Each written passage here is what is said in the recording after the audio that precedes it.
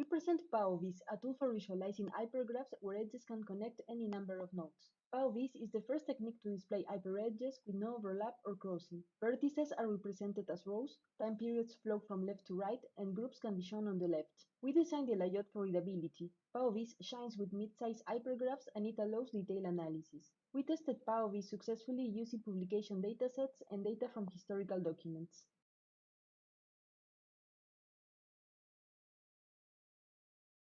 Deep learning models have become ubiquitous, but we often lack interpretations for their decisions. We developed a visual analytics system to interpret models that perform multi-class DGA classification. For each layer of the model, we visualize clusters inside its activation data, showing how classes and clusters relate to each other. In addition, we provide a decision tree to explain how these clusters are constructed.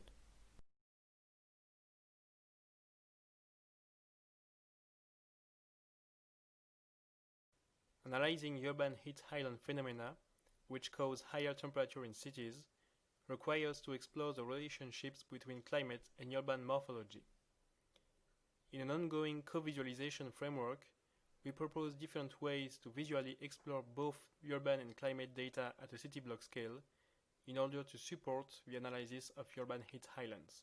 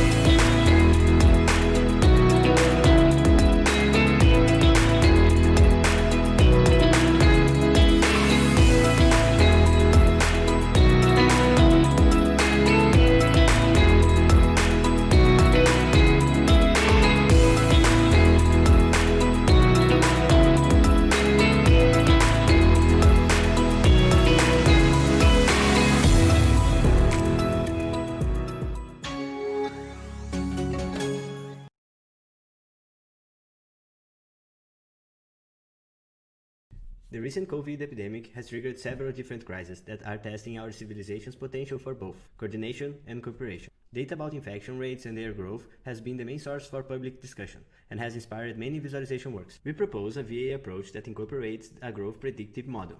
This allows the correlation monitoring of the virus population development. We also can relate it to different government response events, as well as identify key dates.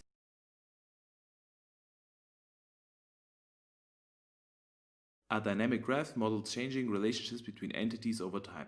In this work, we present multi-scale snapshots, a visual analytics approach to provide an overview of a dynamic graph at multiple temporal scales. The approach consists of 3 steps: creating multi-scale temporal summaries, applying graph embeddings, and the semi-automatic visual analysis. The combination of these steps lets us visually explore how temporal and structural properties affect the overall dynamic graph.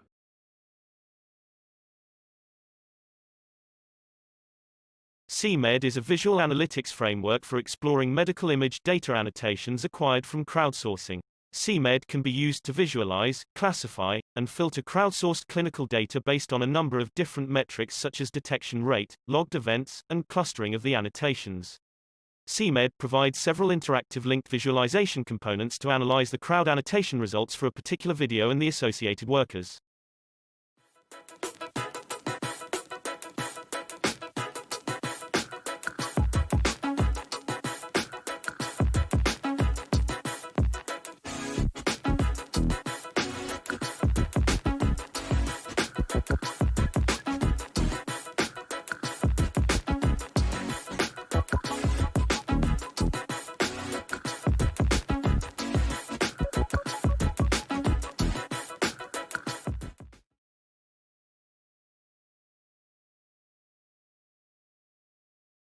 We propose X-matrix, a novel method for random forest interpretability. From a random forest model, a logic rule is extracted from each decision path on every decision tree. Once the complete set of logic rules is obtained, visual representations can be built for global and local explanations. X matrix, making random forests interpretable.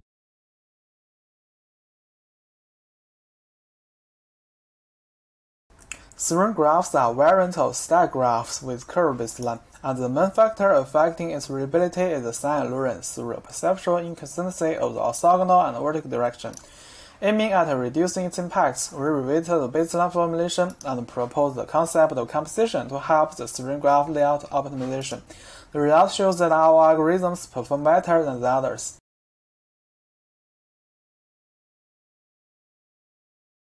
The daily work of criminalists consists of analyzing relationships in complex data while proposing and verifying multiple hypotheses, often under heavy pressure.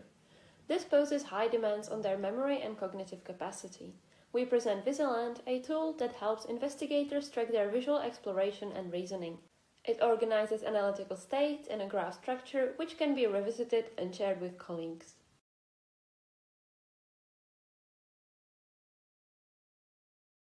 Do these three essays construct their argumentation similarly? Where in this table of argumentation data from the previously seen texts can I find certain argumentation patterns? Do these three argument maps depict the same argument? We have developed a visual analysis system for argumentation in essays that can answer these questions at a glance. You want to know how it works? Come to my talk. Tableau helps you see the stories in your data. It's designed to help you be smarter, so you can make better decisions faster. With Tableau, you can keep on asking questions in the data until you discover the root cause. Share your analysis securely. Your entire organization can access these interactive dashboards from any browser or mobile device to find their own answers. Tableau. Answer questions at the speed of thought.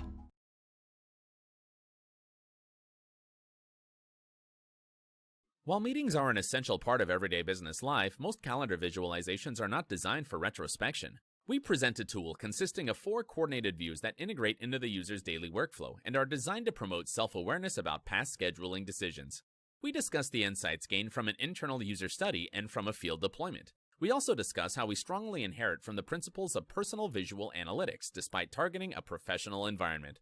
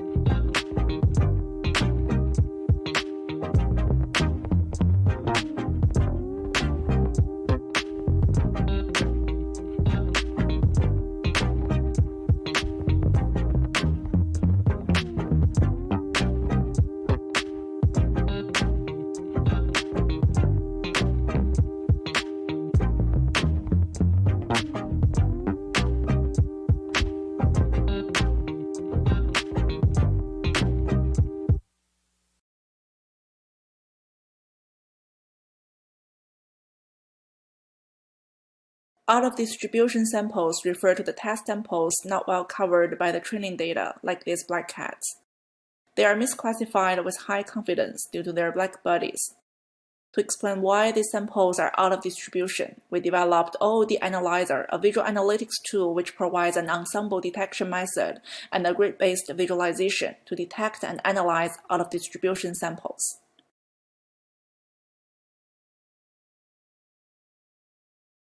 Nowadays, online services are used for all kinds of activities. Strategies to increase the situational awareness of personal data stored by online services are needed. We present Transparency VIS, a visual, interactive web application. It allows common internet users to explore their personal data exports, which can be requested from online services like Facebook, Google, Instagram, or Twitter.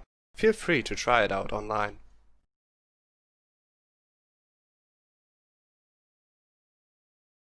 Data videos are quite popular nowadays. They usually show changes in the data. However, creating a data video requires multiple skills, and the process is usually laborious and iterative. Our approach focuses on automatic and interactive visual enhancement of important changes in time series data with data video.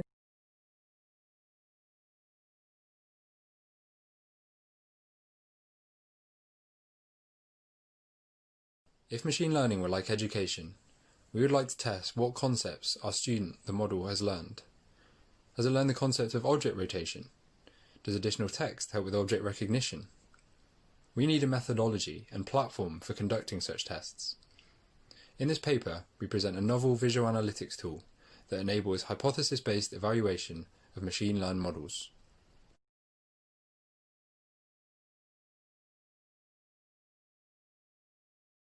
VIS is a visual support system for the development of visualization algorithms. It has live compilation, automatic version control, predefined interactions, and tools for visual parameter analysis. By displaying the complete history of the algorithm, users get insights into the correlation between source code changes and visual differences. Tableau helps you see the stories in your data. It's designed to help you be smarter, so you can make better decisions faster.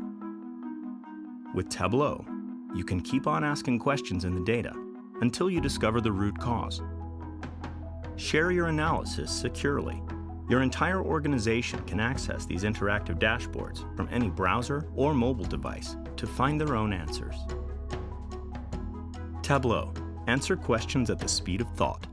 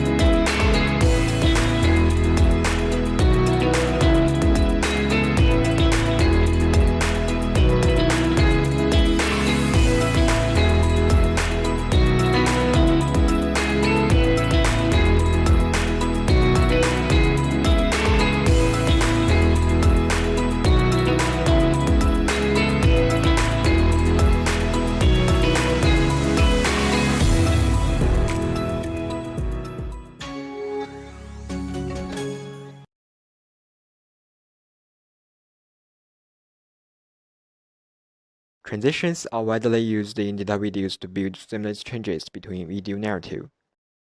As the attention cue, they can not only keep viewers oriented but also express narrative information. After conducting a content analysis on the transitions in the dataset, we provide a comprehensive taxonomy of narrative transitions in data videos.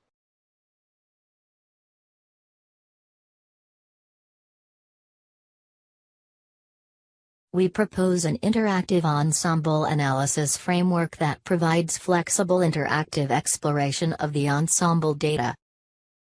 time series characteristics of data can be obtained by fast browsing time steps. The region stability heat map view shows the stability of the selected region and provides region adjustment by directly clicking. Tableau helps you see the stories in your data. It's designed to help you be smarter, so you can make better decisions faster. Connect to the data you care about. Sort, highlight, drill down, or filter your data in seconds. Add calculations to extend your data. With Tableau, you can keep on asking questions in the data until you discover the root cause. Tableau. Answer questions at the speed of thought.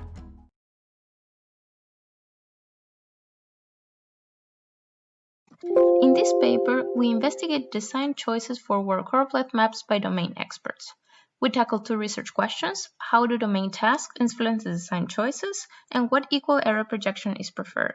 Through a survey, we collected 40 correlate maps designed by 20 social scientists, and our analysis suggests that the choices vary across tasks, the projection was most important, and the equal error projection was preferred.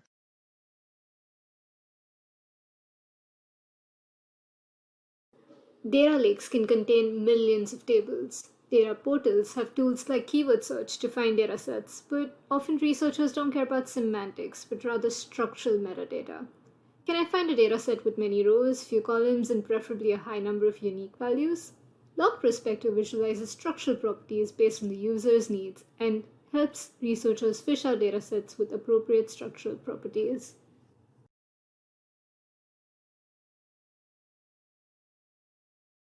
When developing a deep learning model, people typically struggle to optimize hyperparameters that affecting the model performance. To relieve the pain of this manual trial process, AutoML has been developed as a solution. However, to maximize the potential of the AutoML, people should identify a good AutoML setting for their task. Hypertendril helps to maximize the potential by visualizing AutoML algorithm behavior and guiding effective hyperparameters.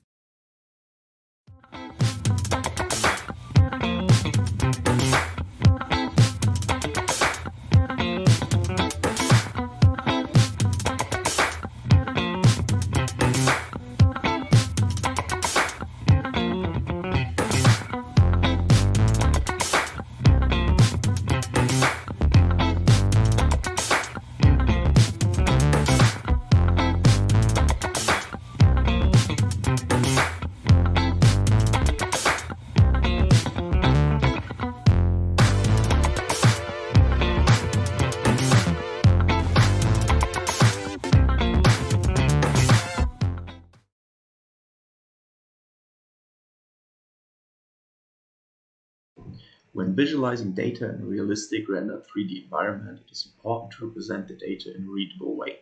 In our work, we investigate how the opacity affects the readability of a 2D shape and determine useful opacity ranges. Therefore, we performed a user study with different overlay configuration like filled, striped, and dotted pattern, the density, and considered the effect of an outline.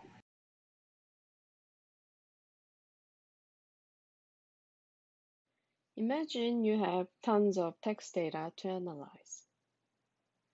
And you want to get an overview of your data, but traditional topping modeling techniques such as LDA are not working for you. Then, why don't you try Architext? We introduced a scalable and flexible way to interactively build hierarchical topics.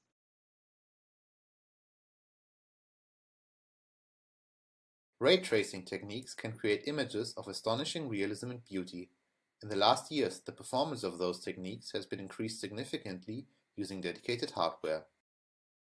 Who thought that it's also possible to accelerate this? We show how to dramatically accelerate force-directed graph drawing with RT cores, yielding a speed up of 4 to 13x. If you want to know more, please see our talk.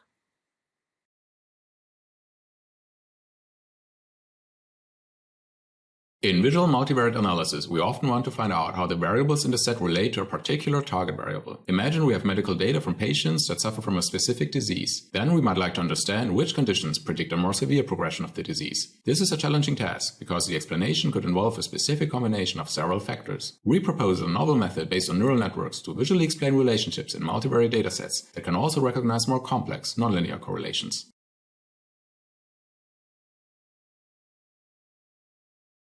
Hurricanes, air pollution, forest fires, urban sprawl, ocean plastics, politics, traffic jams, and pandemics. So many of our modern challenges are geospatial, and so much of our big data is geospatial. How is the VIS community addressing needs to visualize and analyze this data? Our review examines IEEE VIS's recent contributions to geovisualization and geospatial analysis.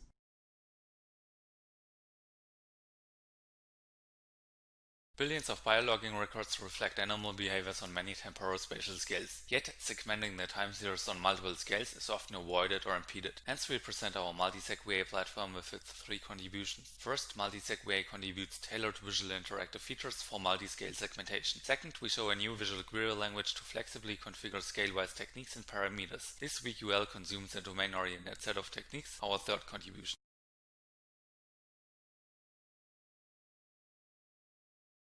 How do you visualize the nanoscale, 1 billionth of a meter, for the public?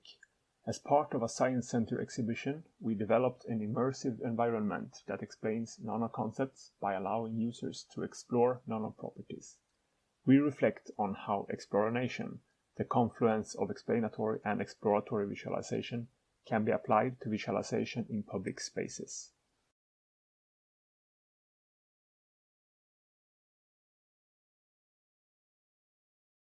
After determining the departure timestamp, the experts then moved to verify the recommended shuttle stops and routes.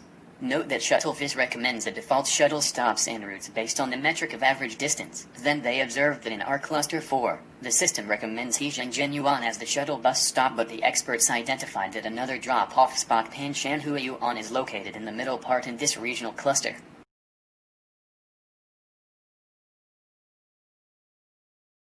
Hello. Student competition is intrinsic to the pedagogy of cybersecurity education. At RIT, we have observed that the collegiate penetration testing competition and other related competitions are missing a key element: visualization. In this position paper, we provide an architecture and plan to create compelling experiences for participants and spectators. In doing so, we can potentially attract new talent into the field.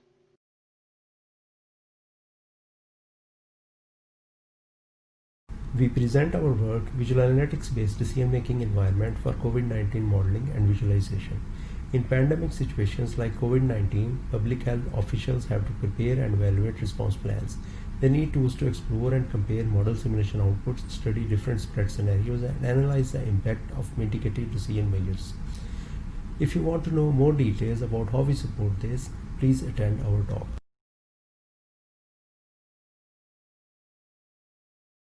We have seen many visualizations for tree data structures, but when showing changes in trees over time, some focus on displaying hierarchy, while others highlight their changes. With split streams, we combine two approaches and their individual benefits. We evaluated our method in a user study and consider it a general-purpose method for the visualization of dynamic hierarchies.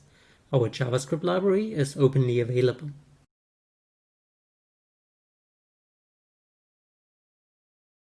In this talk, we introduce CallFlow, an interactive visual analysis tool that provides a high-level overview of performance profiles from large-scale scientific applications. CallFlow visualizes the flow of resource of a program execution as a Sankey diagram to detect performance bottlenecks in parallel codes. CallFlow simplifies these calling context trees based on semantic information by constructing supergraphs. Tableau helps you see the stories in your data. It's designed to help you be smarter, so you can make better decisions faster. With Tableau, you can keep on asking questions in the data until you discover the root cause. Share your analysis securely. Your entire organization can access these interactive dashboards from any browser or mobile device to find their own answers. Tableau. Answer questions at the speed of thought.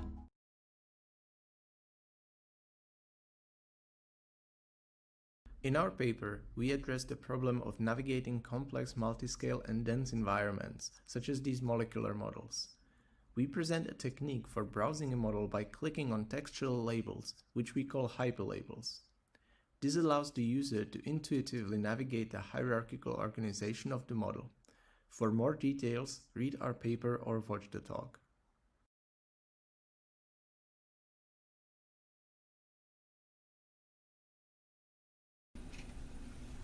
How many clusters can you see in these images? With different visual encodings in scatter plots, our perception of cluster count changes. We developed models that consider how visual density influences cluster perception. Further, we demonstrate using a threshold plot to optimize the saliency of clusters.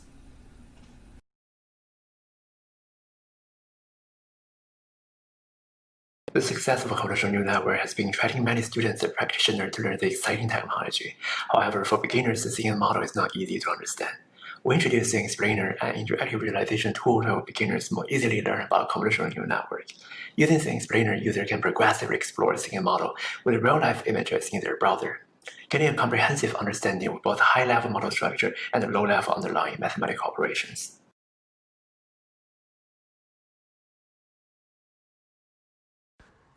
In our current work, we visually compare two cohorts of segmented and classified tissue images, originated from single-cell omics data.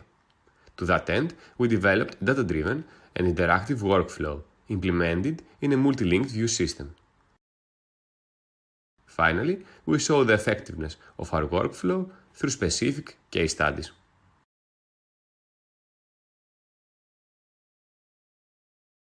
Progressive visual analytics provides intermediate results in the middle of computation to address a long computational delay. However, such intermediate results are uncertain, so findings from these results can turn out to be incorrect for the entire data. In progressive visual analytics with safeguards, we suggest to risk the uncertainty, but we allow humans to leave safeguards every time they risk the uncertainty.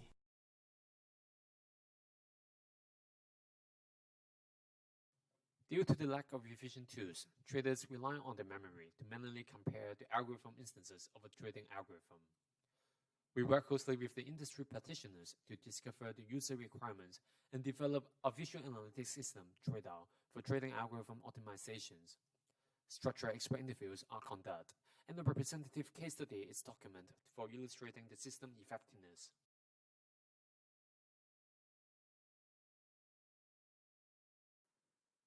Evaluating alternative interpretations is an essential part of complex sense-making, but the resulting ambiguity is rarely considered in the design of visual analytic systems.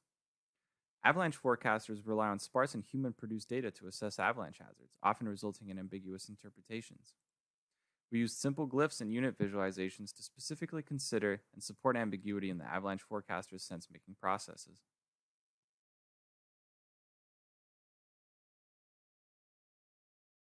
In this presentation, we introduce a provenance library, Track, which makes implementing provenance in web-based tools easy.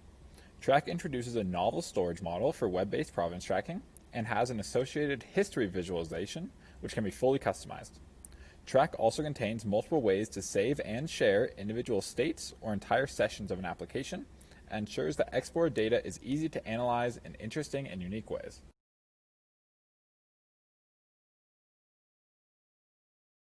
We present TransVis, a design study that is proposed to analyze and integrate close and distant reading of multiple translations. TransVis presents the overview of the collection to capture global patterns that is facilitated by the ADM-VIF matrix. TransVis integrates a detailed view to explore interesting path of alignments. We also propose the TLC view to examine and explore the terms of the user-selected path to justify and reason the AD analysis.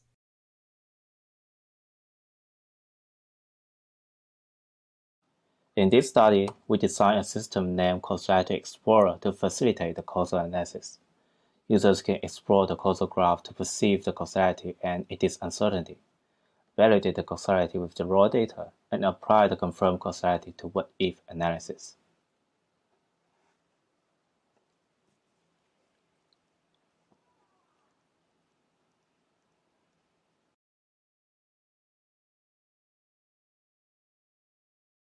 Programmers often make mistakes like this. A VIS function is incorrectly called with a string. A programming language can catch such mistakes early on, but for this, it needs a type system. We present Typical, an interactive visualization tool for programming language designers. Typical allows them to explore common function type signatures and helps create a type system.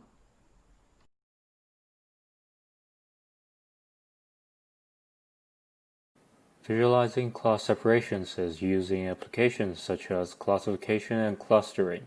However, many dimension reduction techniques are limited due to the issues of separability and interpretability. We propose a visual analytics framework to support the exploration of nonlinear complex separation structures with the power of locally linear separations.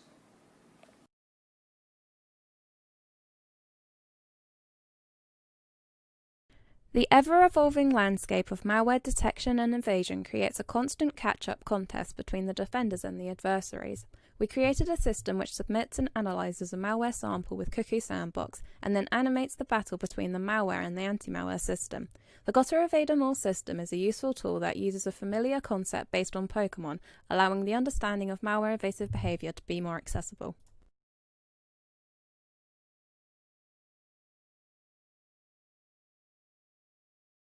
Magazine-style narrative visualizations can be challenging due to the need to go back and forth from the text to the visualization.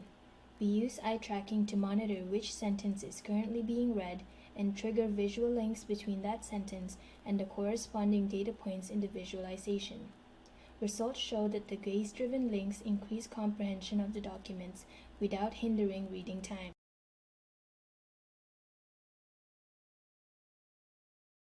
As commonly known, dimensionality reduction techniques and their interpretations are complex, biased, and uncertain. In drug design, this highly complicates the search for similar and new chemical compounds. To overcome this issue, Canva brings comparison of different molecular descriptors and properties into one tool, featuring planar, 3D, and table views for evaluating the trustworthiness of high-dimensional data projection.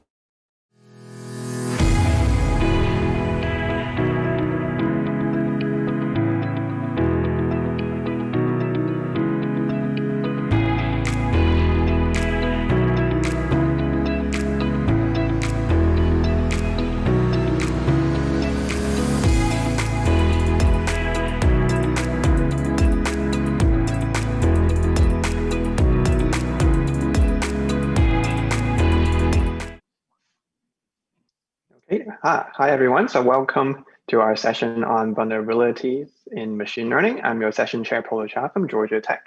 And we have 6 very exciting papers today covering multiple aspects of machine learning vulnerabilities.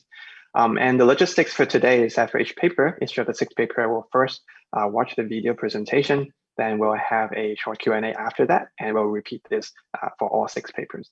So if you have questions, we encourage you to ask them on our session's Discord channel, and then we'll address them during the Q&A. So without further ado, we're going to start with the first paper, Auditing Sensitivity of Graph-Based Ranking with Visual Analytics, and it's presented by Tiankai.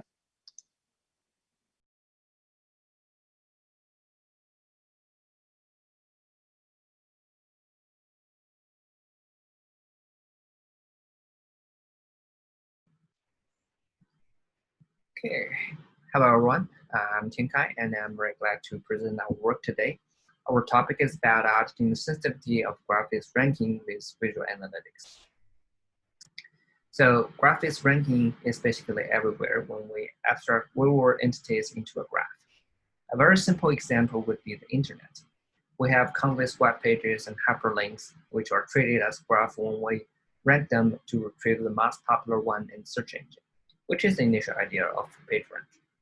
Such ranking methods were also applied in many fields. For example, the recommendation system, which is used to provide recommendations based on users' preferences. Those recommendations are also ranked based on graph-like social networks. A classic example of graph-based ranking is PageRank. So imagine this: we have many web pages which may have many hyperlinks point to other ones. Such network can be viewed as a graph structure like this. So PageRank depicts the process that users randomly visit any web pages and may or may not visit another page with the link of that page. This method outputs a converged value for each node, which presents a probability of users would visit that particular page. The higher the probability is, the higher the rank of that web page has. And here we call that probability PR values. Since such ranking methods is based on topological structure, we may wonder what if we remove the node and its corresponding edges? What would the ranking result be influenced? Here we remove node B, and now the node E is ranked as a top one node as all PR values change. So this phenomenon actually bring us the motivation of our work. We would like to know how such ranking methods are sensitive to the perturbations like that. What the specific ranking changes would certain removed node cause. In real-world applications, changes of ranking positions can have huge impact with respect to the exposure, which requires us to understand the ranking changes methods sensitivities. Let's start with a general definition of sensitivity we're talking about. We refer to the term sensitivity index to denote the degree of ranking method sensitivity to the perturbation of the graph element. But concretely, the sensitivity index of B in previous case is measured by the difference in ranking positions before and after the perturbation. Despite many combinations of measuring the sensitivity index in this work, we focus on removing single node as the perturbation methods and utilized L1 norm as the distance metric, of which we will explain details in the next few slides. Knowing how to measure the sensitivity index, we then propose our visual analytics framework. The overall idea for the framework is to help users to inspectively understand the graph ranking method sensitivity with respect to different perturbations. The framework consists of three major functionalities: identifying the instance level sensitivity, diagnosing the perturbation effects, and the constraint filtering. The sensitivity identification part, we just iteratively remove each node and its corresponding edges to calculate the sensitivity index for each node. And then we integrate the result into a sensitivity index list to show that how the ranking method is sensitive to each node's removal. For the perturbation effects diagnosis, we provide a detailed visualization to explain how the perturbation causes impact in both overview and detailed aspects. And finally, we want to make the sensitivity index list more flexible for users to explore the perturbations based on their certain constraints defined by domain experts. Now let's dive into the detail. To identify the instance level sensitivity, as we mentioned earlier, we calculate the overall sensitivity index. And when we also specified into positive and negative sensitivity index in terms of the categories, which denotes how certain groups of nodes are influenced through the perturbation. Therefore, we use the L1 norm as distance metric so that all the measures are constant. We integrate all the measures into sensitivity index list to facilitate users to look for potential targets for perturbation effect diagnosis. Once the instance is selected, the user will be able to perform the detailed perturbation effects and analysis for that instance. So generally, we employ both overview and detailed inspection to help users understand the ranking change influence in a variety of dimensions, which includes statistical information, ranking distribution, and topological influence. For statistical information integration, we designed a radar chart to show the overview of influence caused by the perturbation, which includes the number of influence nodes, the number of influence nodes who have ranking increase, and the degree of the node, etc. The reason for choosing the radar chart is that the polygon glyph can quickly give users an impression of the effects of the perturbation. We also place a positive and negative influence on the left and right side separately, which is suitable for comparing differences. Those dimensions can also be easily extended in case some more statistical information is needed. To review the ranking changes in terms of distribution, we designed radar ranking change distribution view, which is basically a bar chart with axes showing original ranking position and y-axis for ranking changes for each node. We scale both axes so that if we rotate the bar by 90 degrees, so that we can infer the ranking positions of the node after the perturbation. The color is encoded as categories of the node. One special feature of the ranking task, as some related work mentions, is that in terms of the items that are not top K ranked are less important than those in the top K. Thus, we designed top K distribution view only consider how top K proportion of different groups change before and after the perturbation. We employ two donor charts for original and the perturbed top K proportion respectively, and the K can also be manually set, and the view will be dynamically rendered when the K is given. So finally, we designed the influence graph view to show the relationship between influence and topological structure. The general idea is that we build an ego network with a removed node as the center of the network, and then we connect all the influence nodes based on the topological structure. We denote the hop1 node, which is the neighbor of the removed node as its successors, and hop2 node, which is a neighbor of a hop1 node as its successors, so on and so forth. For those nodes who do not have any connections with the removed node, we mark them as hop-inf node, linked with dash line. We ended up building a tree structure to show the different influence distance between removed node and the influence node. The reflected intuition is that from hop1 to hop-inf means that the direct to indirect influence. We employ the radial layout so that the nodes of the same hop level are clustered, which is easy for users to obtain pattern. The last functionality of our framework is constraint filtering. Suppose now we have the calculated sensitivity index list, and here's the current ranking results. We know that the first node has the high sensitivity index, but in real-world application, this perturbation is not likely to happen. For example, if we remove it, the ranking positions could be heavily influenced, and the top K content could be disproportional in terms of certain categories. Such perturbation is easy to be discovered, let alone we remove the most relevant one. Instead, the users may be interested in this. What if we protect most of the top 10 content from ranking jobs, and then we see what else has the largest influence? So now we know from a filtered sensitivity index list that the node D is what we look for. And the perturbed influence is relatively large but subtle. The system allows multiple constraints to be applied to the sensitivity index list, and the constraint view is also suitable for extension based on the needs of domain experts. Now we demonstrate our case study to explore the sensitivity of HITS on political block citation network. We consider the dataset as political forums where members post views and opinions on certain political block topics. The search results ranks are determined by the graph ranking algorithms, and the higher ranked opinions are more likely to be read and shared.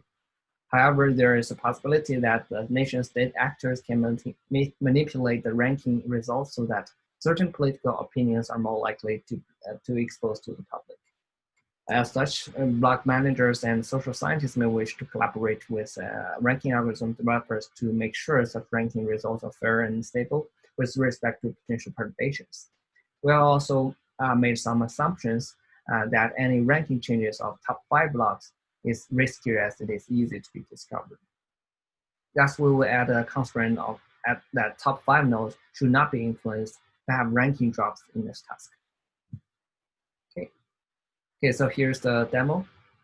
As you can see that the left panel is the sensitivity index list for all these instances. On the bottom, there is a constraint filtering section. Given assumptions as we mentioned before, we apply constraints that exclude all the perturbations that would cause the ranking of top 5 nodes to decrease. After a rule is applied, the table is refreshed. We find the liberal block, so liberalauthors.com appears on the second row, which satisfies our requirements. By exploring why this blog is so influential, we find that most of the ranking changes happen in the range between 50 and 150, since only mid-tier ranks are impacted. The effects of removing this node is subtle. meaning that this change is not easily observable. However, the impact is significant. We can also see the top 100 results that the proportion of liberal blot results has decreased by 5%, thus subtly shifting the size content. The influence graph view shows that the removed node has a direct influence on the majority of liberal nodes, and as the influence distance increases, more conservative nodes are indirectly influenced. To the conclusions in this work, we have proposed visual analytics framework for auditing the sensitivity of graphics ranking methods. We have also provided a novel representation of to illustrate the relationship between ranking influence and topological structures. The major limitation would be handling the visual elements when the data gets larger, and we also think about supporting many other perturbation methods into our framework. So that's been our work. Thank you for your listening, and now I'm happy to answer some questions.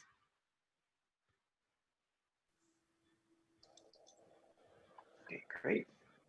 Thank you. Thanks, Tiankai, for the very interesting work. And oh, sorry. Okay.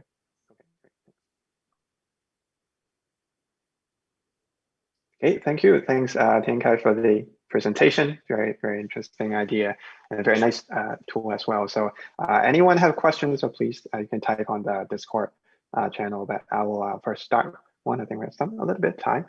So you mentioned the future work on how to handle other scenarios. So I think the question is, do you see how those different kind of, for example, adding node or adding edges, would you expect to see significantly like different kinds of impact on the network, or that might be still quite similar? Yeah, so I think the consideration here would be, when we're trying to perform such of an analysis on adding edges or adding nodes, the things that we're considering is how do we specify some sort of a budget, because we have a infinite perturbation space. So I think that's going to be a very interesting topic. Maybe we can think some of the, maybe giving the certain budget threshold so that we can also perform the perturbation results with a limited perturbation space. Yes. I see. Great. Thank you. And I see there's another question in the audience, but I think we also need to move to the second talk. So I think, Tiankai, if you don't mind, if on Discord, you can answer Paul's question. So there is about how related is sensitivity to edge degree. So you can help answer on Discord. That'd be great. And meanwhile, we're going to move to the second talk. And the second talk is by Qianwen, and is on visual analysis of discrimination in machine learning.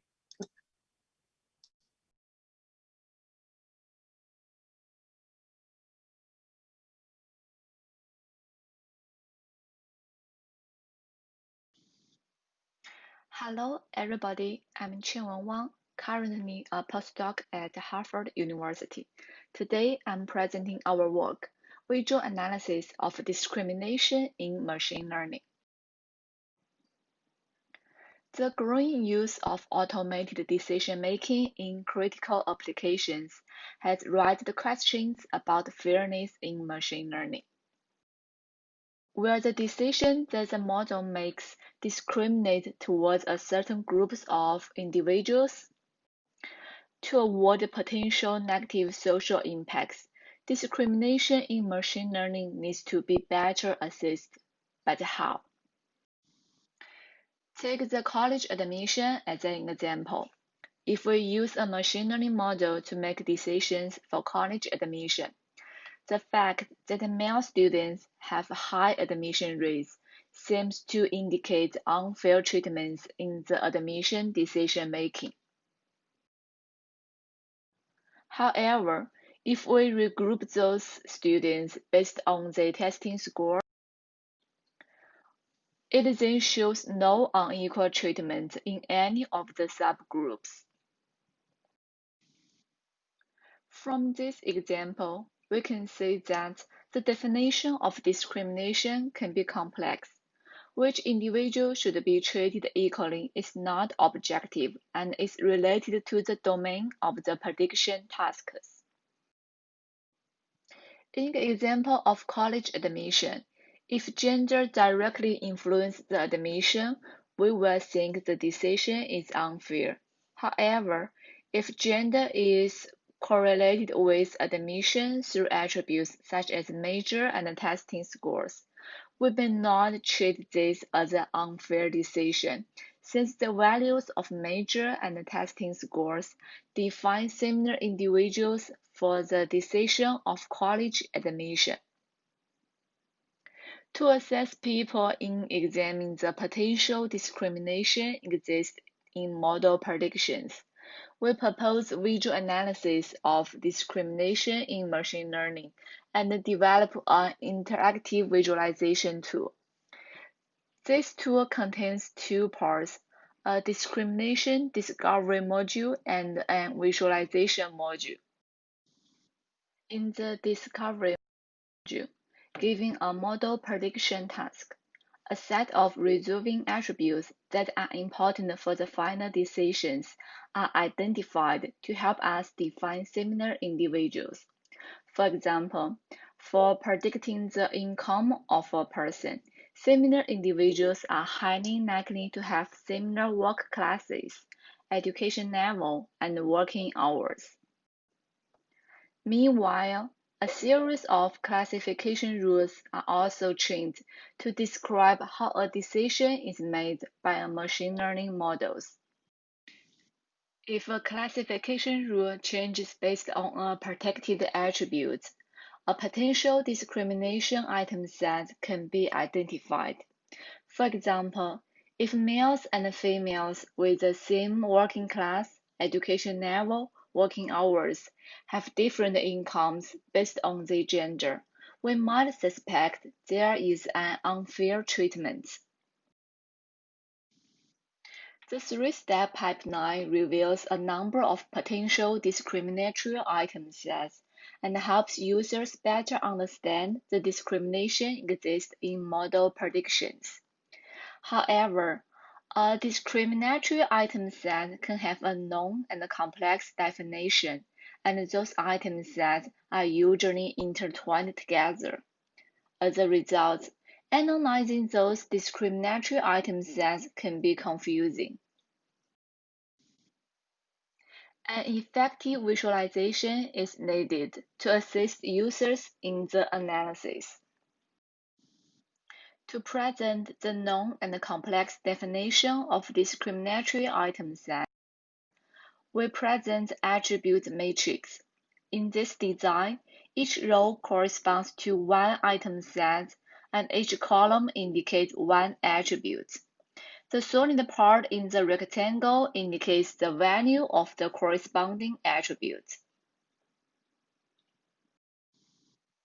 The intertwining relationships result from the fact that one individual may belong to different items at the same time. To better present those relationships, we extend the traditional Euler diagram and propose ripple sets. In traditional Euler diagram, a set is represented by a closed shape. It's hard to read when the sets are intertwining with each other. We disentangling the intertwining in item sets and use closed shapes to indicate the maximum inseparable subsets. Meanwhile, to facilitate understanding the subset relationships, subsets belonging to the same set are put together. I will skip the algorithm details here and please refer to our paper for more information.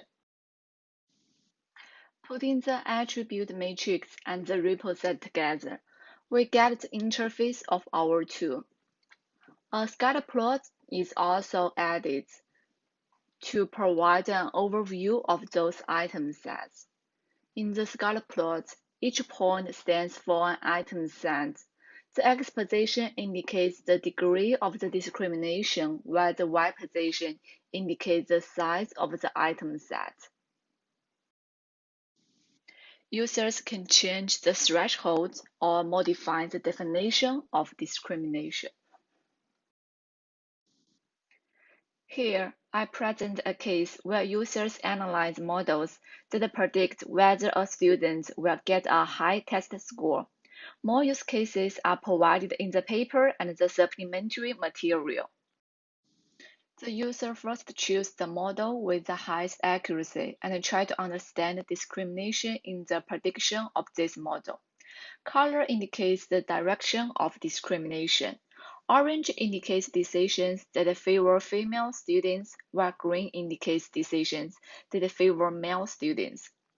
The user first finds that in all discriminatory item sets, the upset day is larger than 7.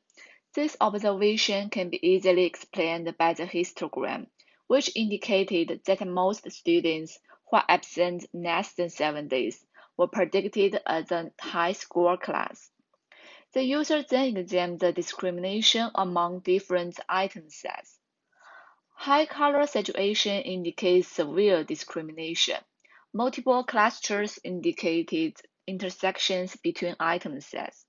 The user can expand the corresponding row for more detailed analysis of the intersections. Therefore, the user can easily identify the item sets with more severe discrimination and its intersection with other item sets.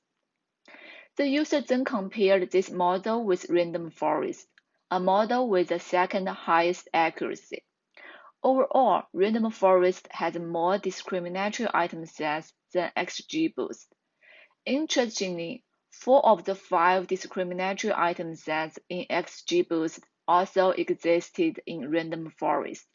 The only difference was in the second item set, where the repo set of random forest has more hollow items than XGBoost. In other words, XGBoost was more likely to predict students in this item set as a low-score class. Considering that most discriminatory item sets in XGBoost also exist in random forest, and that random forest had more discriminatory item sets, the user concluded that XGBoost was a better choice than random forest, even from the fairness perspective. Many methods have been proposed to remove discrimination in model predictions, but may also reduce the model accuracy.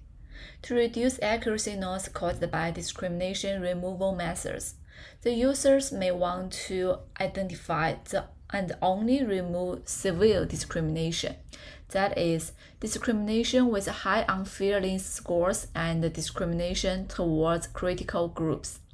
For example, the user was concerned with the discrimination happened to hardworking students, such as students with no absentees or active discussion.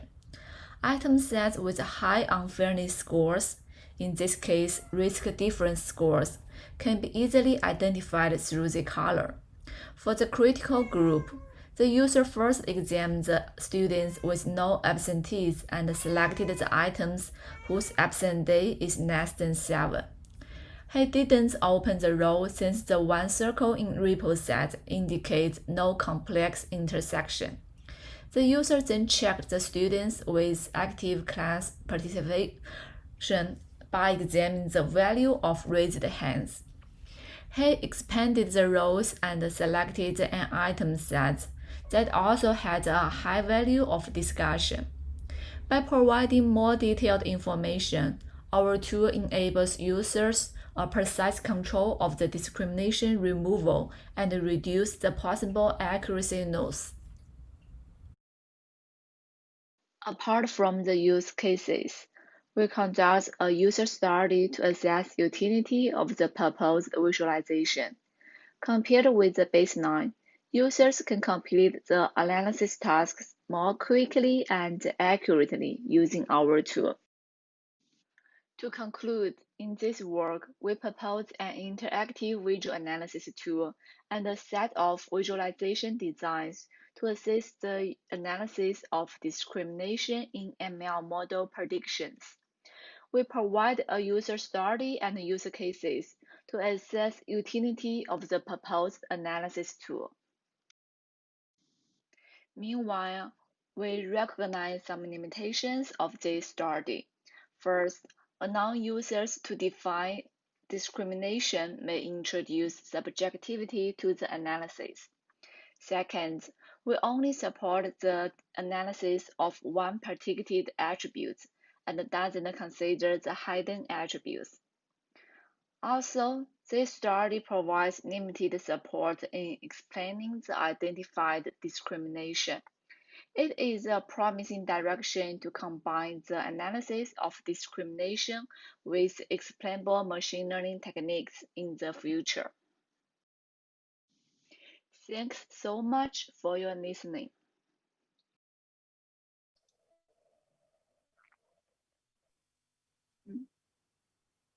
Okay. Thank you. So thank you very much for the very nice presentation. It's a very powerful tool, and I think we have a lot of interest in the Discord channel. So I don't think we can answer every question, but I think we'll start with one. We have 3 thumbs up. Question asking about discrimination says often baked into the data. So how does your tool help spark conversations about discrimination that's baked into the data? Yeah, I think this is a very interesting question. So first, I want to clarify the thing like originally we do think like the origin of the discrimination is from the data.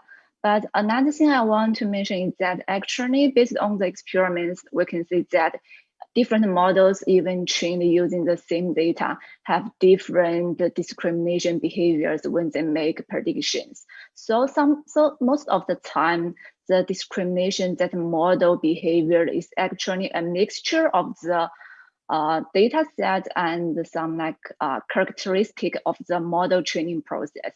So like it's like combine those two things together, and then when it make predictions, there's some discrimination against like certain groups of individuals.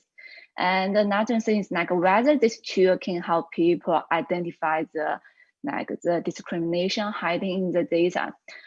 Sometimes yes, this tool can, like one example is the case showed in the slides. Like we find most of the discrimination are towards individuals who are absent more than 7 days, and then we identify this and then we can trace them back to the data, and we find like more data from individuals who are absent less than 7 days, and they had good testing scores. But we don't have enough data for students who are like absent more than 7 days. So sometimes there's like discrimination in individuals in this group. Yeah. Thank you very much. So you have more questions, but I encourage you to engage and reply in the Discord channel. So I have a few more, and we're going to move on to the next talk. Thank you very much. Okay, so we're going to move on to the third talk by David on selection biased corrective visualization via dynamic reweighting.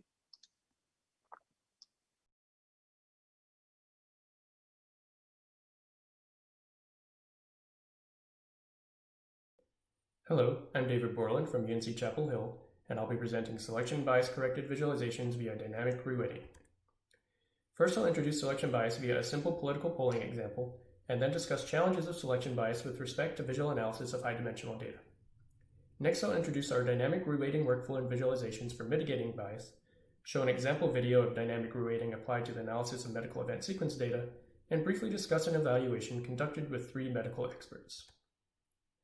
Selection bias occurs when individuals or groups are selected for analysis such that they are not representative of the population intended to be analyzed.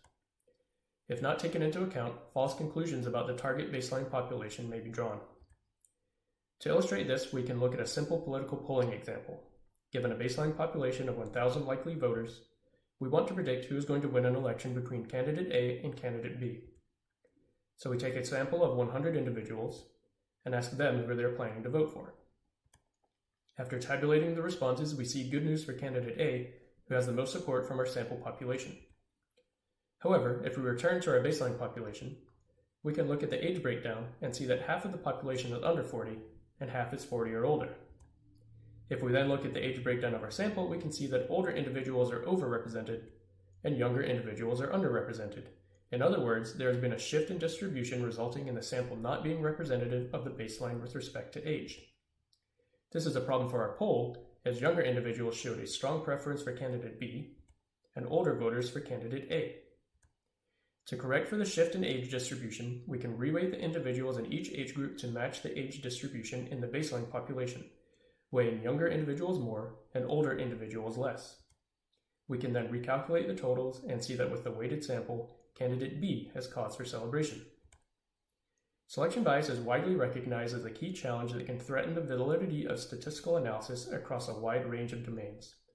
Various methods have been proposed to minimize selection bias during data collection, including randomized controlled trials. However, such methods are often not feasible for ad hoc exploratory data analysis. As we saw in the previous example, sample weighting is often used in survey statistics to correct for selection bias. However, it is typically applied to data with a relatively small number of predefined variables. Another statistical method is propensity score matching, which optimizes all variable distributions simultaneously.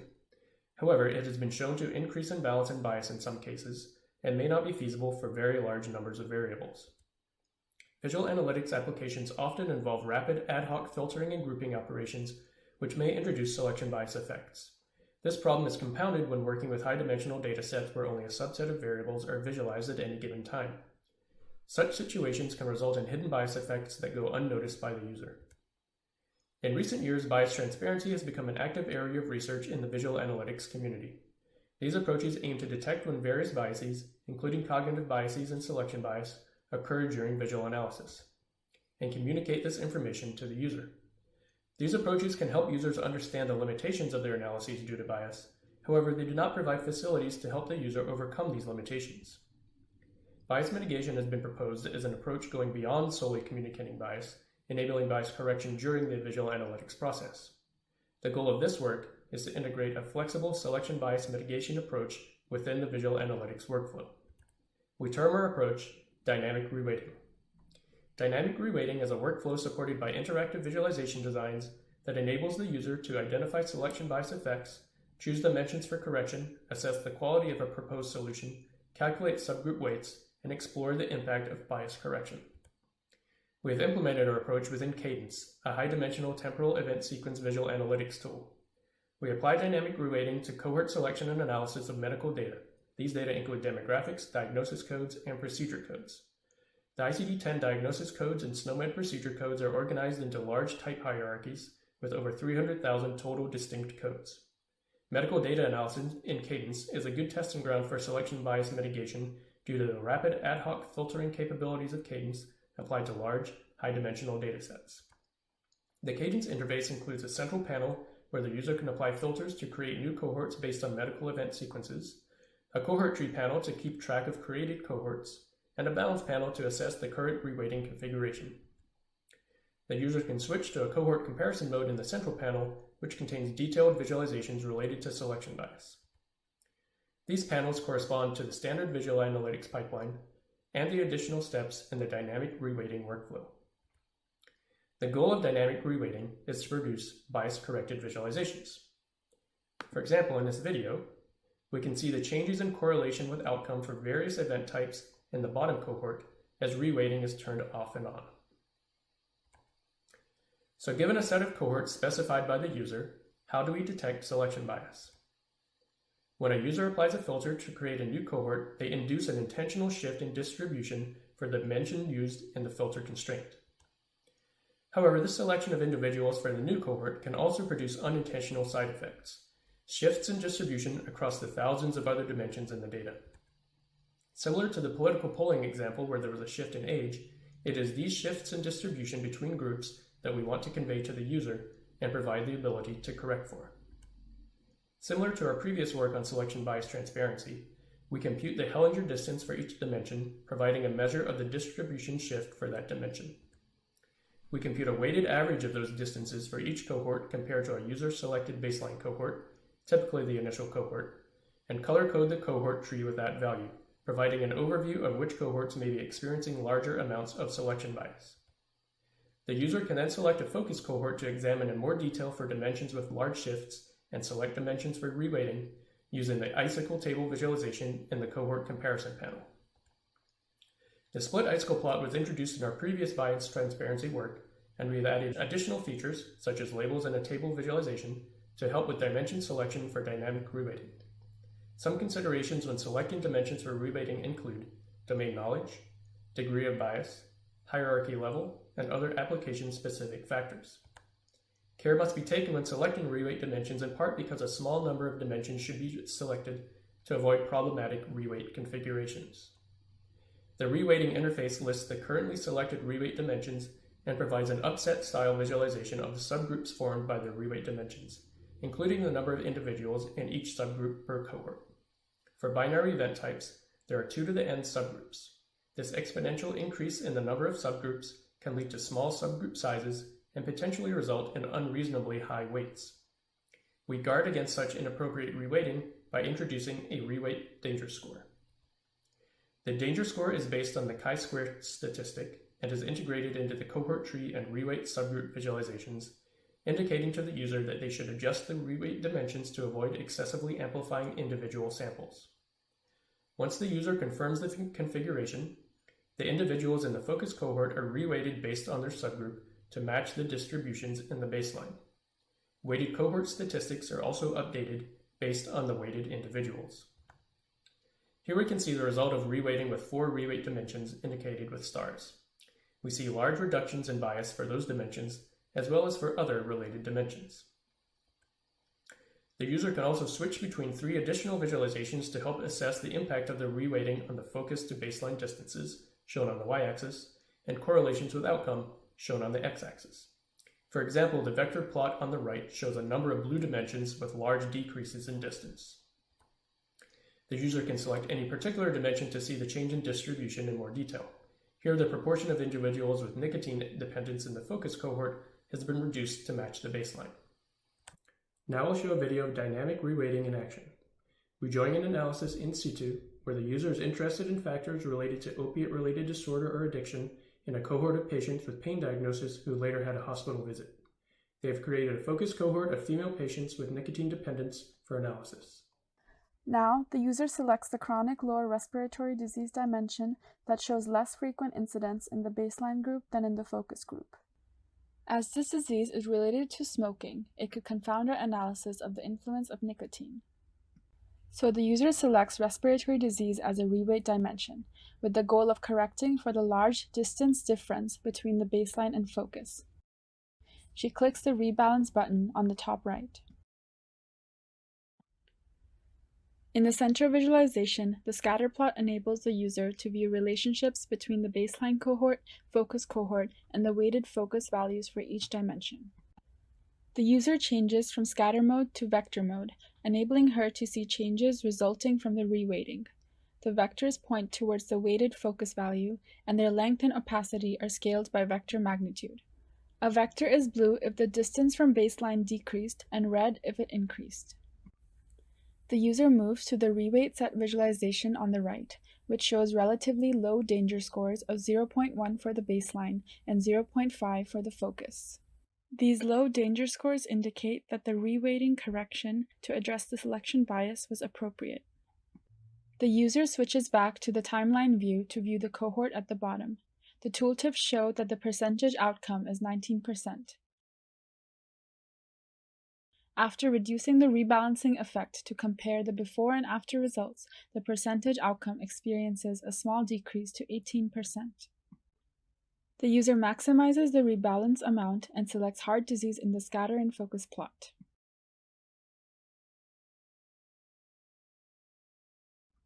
After moving the slider, she observes that the risk factors in the scatter and focus plot change.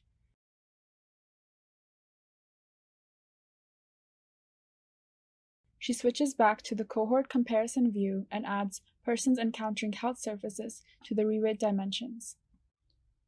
The reweight set visualization on the right shows the user different subgroups formed by the reweight dimensions. The user adds male diseases to the reweight dimensions as well as examines the resulting subgroups on the right. Significant danger scores exist for 3 of the cohorts, 1.6, 1.9, and 2.2, indicating possibly excessive reweighting that can lead to an unreliable bias correction. The cohort tree visualization presents the high danger score values as well. To improve the danger scores, the user removes male diseases from the reweighting dimensions and rebalances the samples again. This removes the high danger scores by improving the sample reweighting and demonstrates how the dynamic reweighting workflow facilitates selection bias mitigation. To gather feedback on our dynamic reweighting methods, we conducted 3 semi-structured interviews with medical experts. Feedback was in general positive, both with respect to the desire to include selection bias mitigation capabilities in analytical workflows and the particular visualizations implemented in Cadence.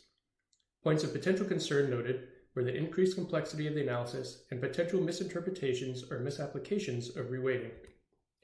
In conclusion, I've introduced our new dynamic reweighting workflow for selection bias mitigation during exploratory visual analysis, described visualization designs supporting this workflow, and shown an example medical event sequence analysis scenario.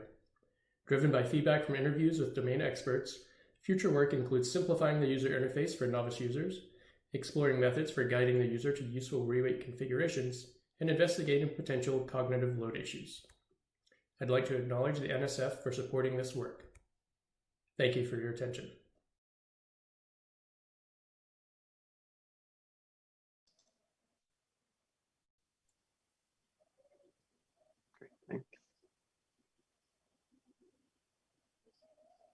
Thank you very much, David, for the great presentation. So for the audience, any questions, please feel free to type in Discord. And I also see that we actually have some spam message there. So from some bots. So maybe I have one quick question for you, David. So a lot of times when we build tools, I think like in visualization community, often build for experts, tools for experts. So I think for this case, what would be your my name is ideas to Andreas help Hinterreiter. I'm a bring some PhD of these student. tools maybe to also general public to help them understand, oh, maybe when you are exploring data, so there is also some selection bias. Like what would be some ideas for that? Yeah. Yeah, that's a very good point, and one that we are thinking a lot about because Cadence is already a pretty complicated tool, and then we're adding additional complexity on top of that. One thing we're looking at is sort of a simplified view of the selection bias that we're hoping to present to medical experts, but in a much more simplified fashion on their own data they've already extracted from an EHR for their own data studies.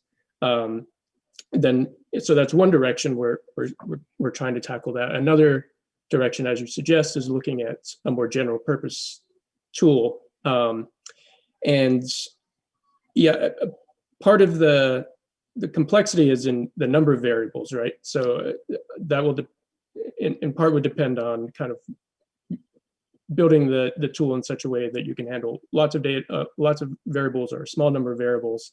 And we're also currently sort of really utilizing the hierarchies that are inherent in this medical data.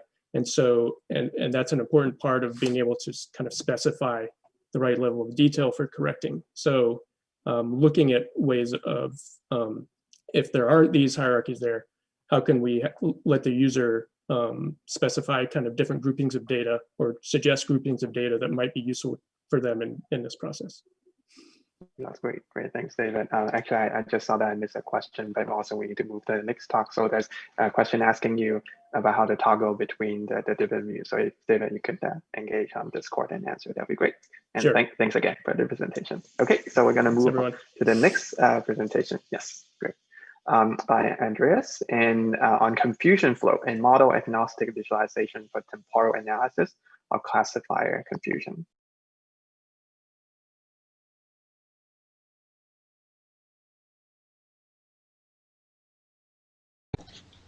Hi, my name is Andreas Hinterreiter. I'm a PhD student at Johannes Kepler University Linz, and in this video I will present confusion flow. confusion flow is an interactive visualization that lets users analyze and compare the performances of multiple classification models over time. To this end, confusion flow introduces a novel temporal adaptation of the traditional confusion matrix and pairs it with line charts for precision and recall. Confusion flow was a collaborative effort with my colleagues Peter, Holger and Martin, at the time all at JKU Linz, Jürgen Bernard, who was recently appointed assistant professor at the University of Zurich, Hendrik Strobelt from IBM Research, and my PhD supervisor Marc Streit. First, I'd like to talk a little bit about why we saw the need to develop confusion flow. Classification is one of the most important machine learning tasks, and it's already applied in a wide variety of real-world problems. In recent years, the demand for model interpretability and model explainability has grown a lot, and one way to better understand a model is to carry out a detailed performance analysis.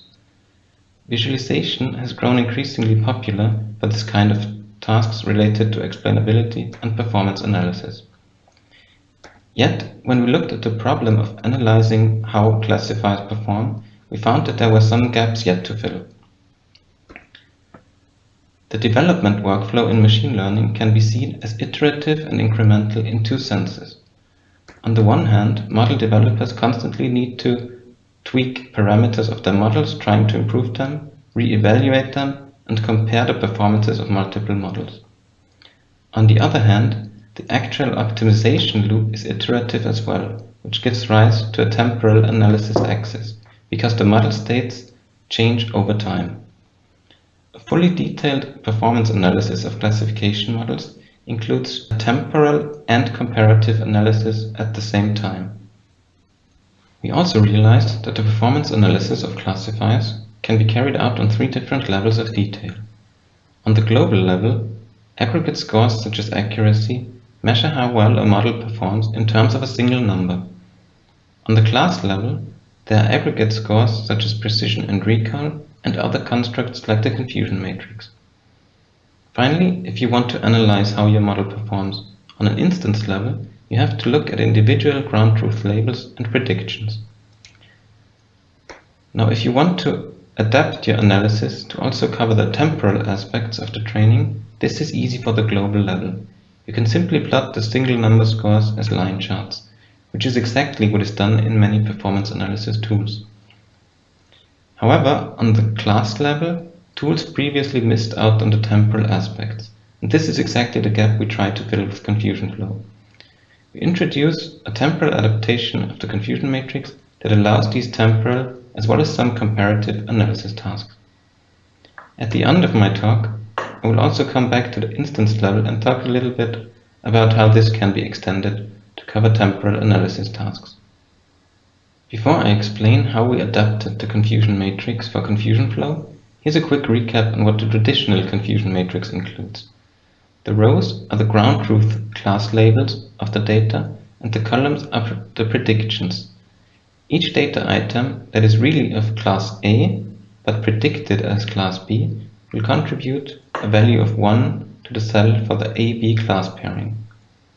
You can also see how the class-specific precision and recall can be deduced from the traditional confusion matrix. Now let's assume that we have a confusion matrix for each iteration of the training loop. For the confusion flow matrix, we simply bring together all these matrices in such a way that a single value is replaced by a temporal line chart of the confusion.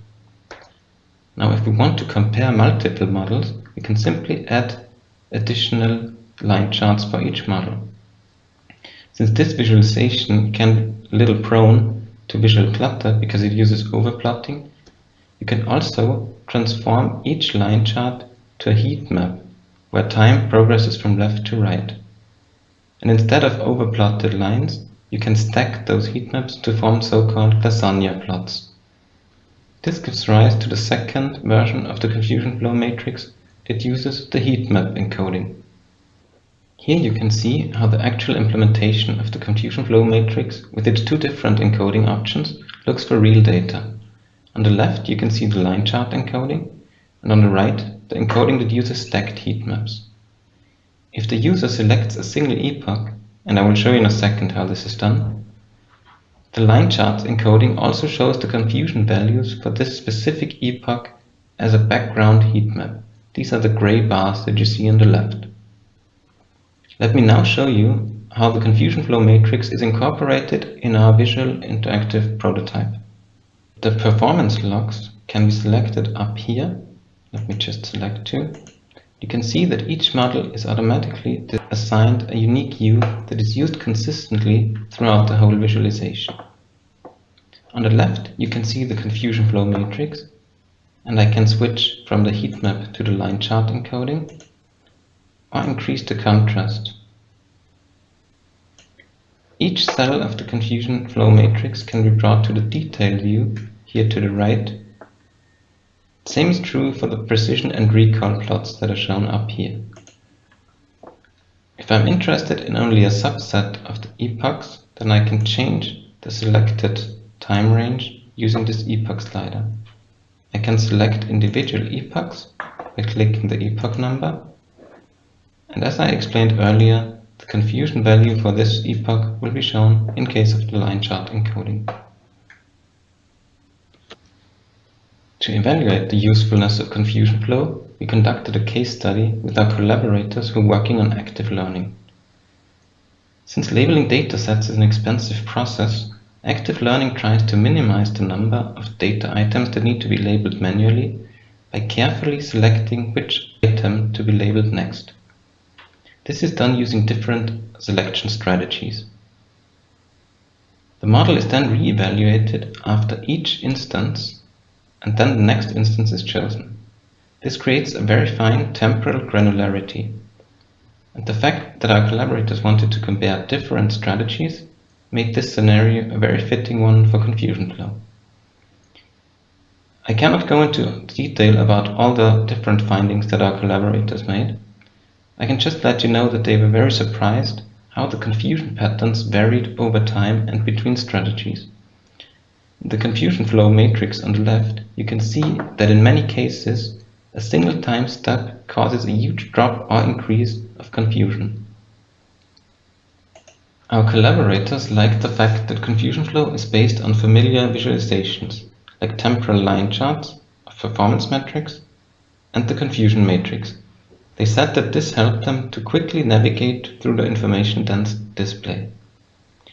They mentioned that confusion flow motivated them to perform an in-depth analysis, but in order to truly understand all their observations, they saw the need for an instance-level analysis as a follow-up.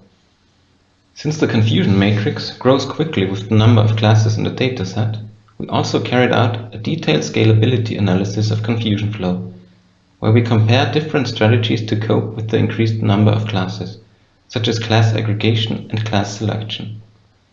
In the paper, you can also find a use case that deals with neural network pruning, where the network is allowed to change its architecture over time.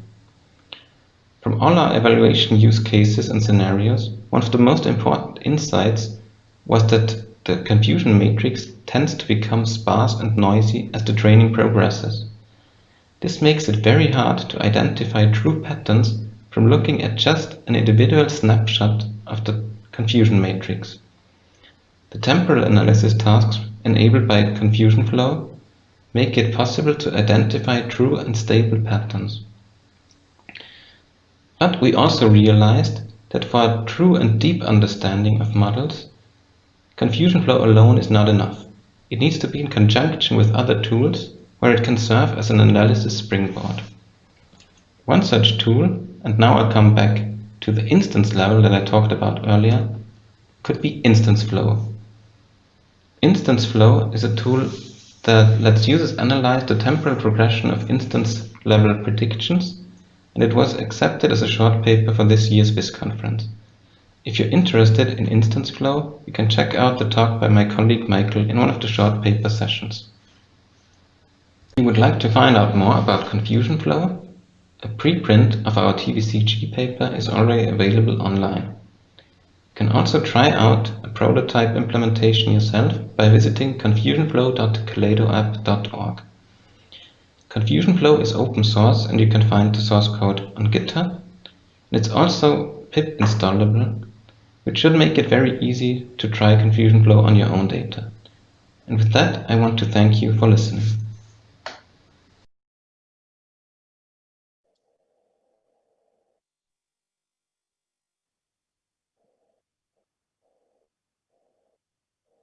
Thank you very much, Andreas, for the very, very nice talk and also the tour. I think we already have questions flowing in on Discord. And so first question from KPR is, so I think this is asking about confusion flow. Okay, so it is for you. Welcome to this talk. So for confusion flow, it's a possibility of uploading our own data set, prior to the form. Yeah, so as I mentioned at the end of the talk, confusion flow is pip installable, so you can easily install it and then run it in your browser with a specified folder. And there are also some examples of how to log your data correctly so that they can be picked up. So there are examples for both TensorFlow and PyTorch. So it should be relatively easy to get started. Yeah, great, thank you. And we have actually a little bit more time, so if other have questions can also chime in. Let's see, so maybe I have a questions too. So it's great that you mentioned there's connection with, I think I remember is the instance flow, the other tool. So any connection do you see like combining them in some way? So here is more on the classification on classes, and so any potential connection between the two. Yeah, so of course, as I mentioned, we see the confusion flow as part of a bigger workflow for analyzing your classifier. And then the obvious way would be to use first confusion flow to find problematic classes and maybe also problematic epochs, and then switch to instance flow and only select the subset of classes there. So there you can, if you're interested in the talk, it's on Friday, you'll see that you can select subsets of classes and then you can only see the instances of those classes. So that would be the way to do it, I guess. And then usually you would go back to the model and try to make sense of the results that you see. Right, that's great. So I think we are going to expect maybe you have a collection of tools, some kind of package later on with all these. That's great. Okay, so I think, we are right on time. So I think we can move on to the next time. And thanks again, Andreas, for excellent talk. Thank you. And so our next talk upcoming is called Concept Explorer, visual analysis of concept drifts in multi-source time series data. And the presenter is Huamin.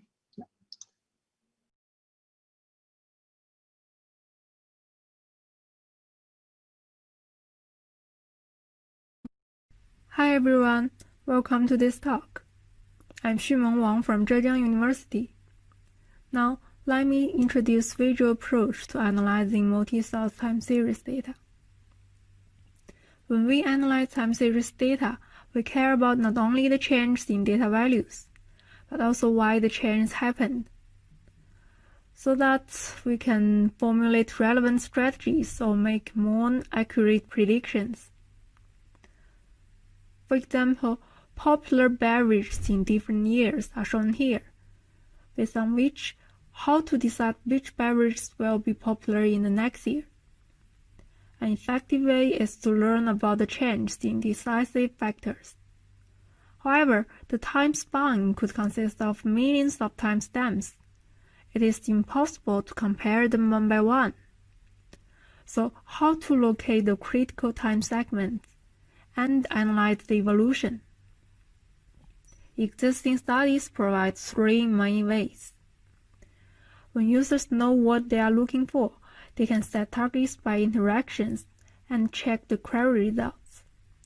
When target patterns are unknown, one solution is extracting repeated patterns based on clustering results of frequency features. The other solution focuses on anomalies.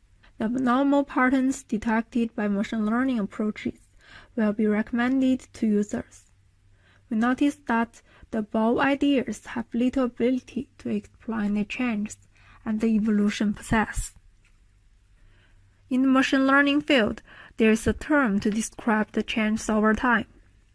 That is concept drifts. This year, VIS accepted a paper that explains concept drifts by visual approach.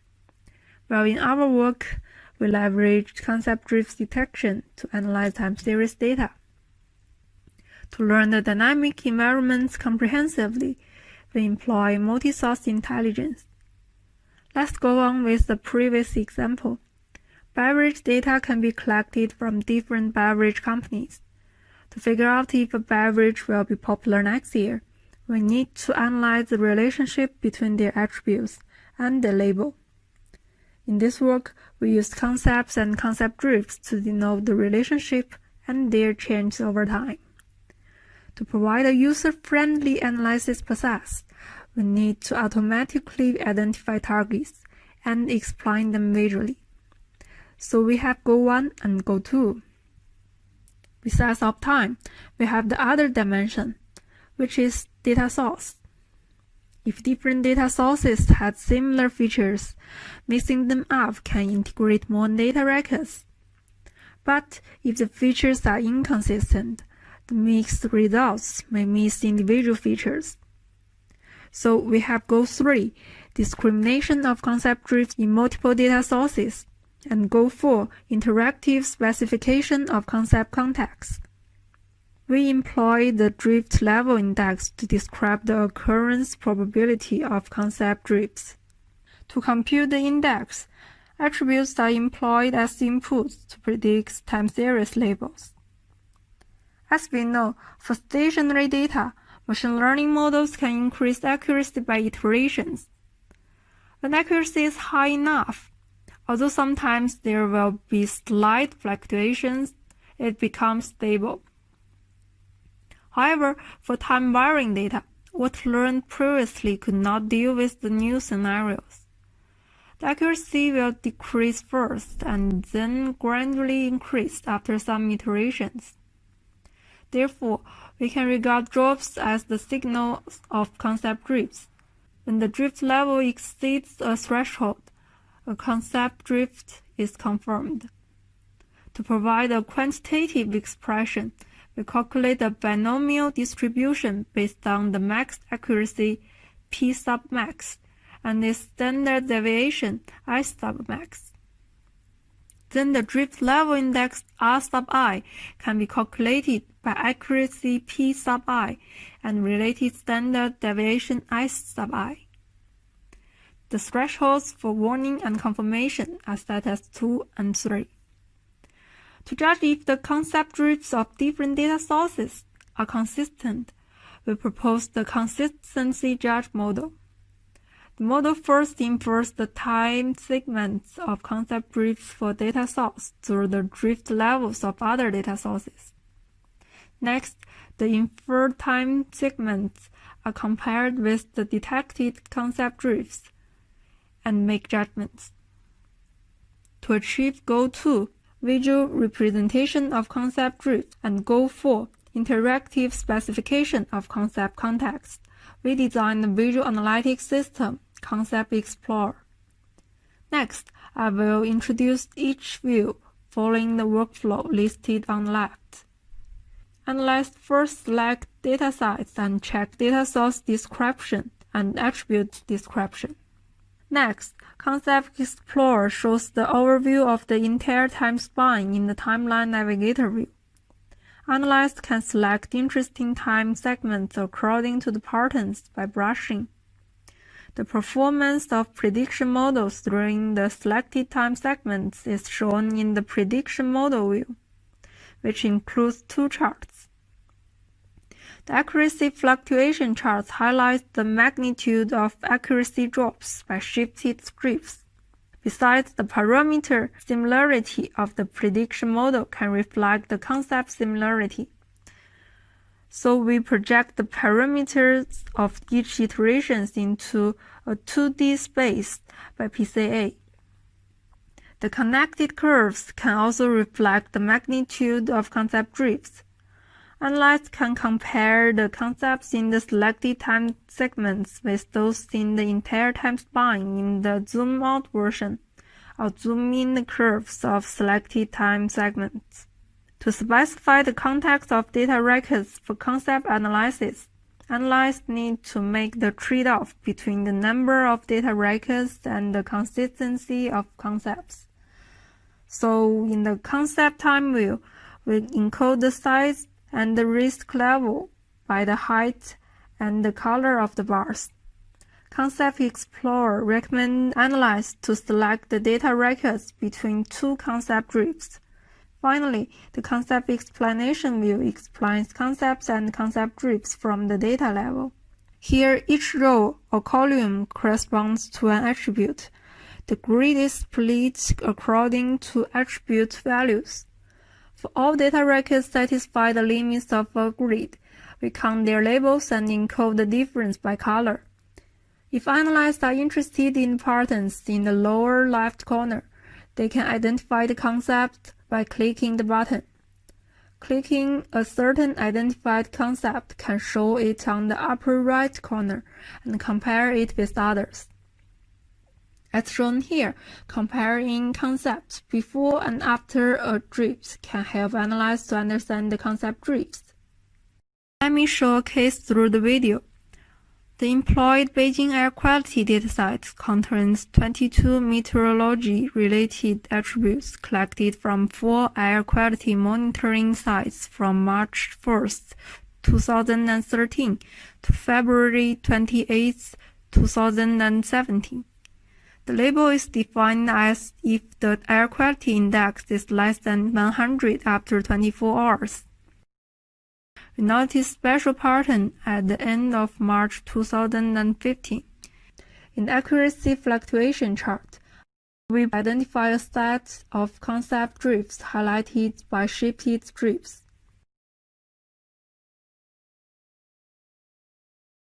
We compare concepts concerning these concept drifts by means of a correlation matrix.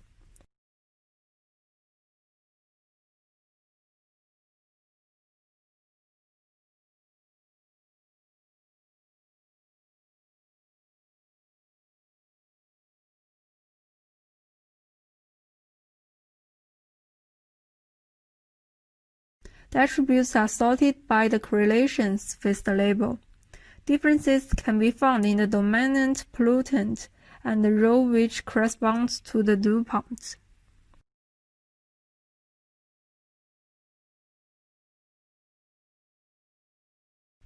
We further check the inconsistent concept drifts of the first data source. The projection of this data source exhibits an abnormal pattern.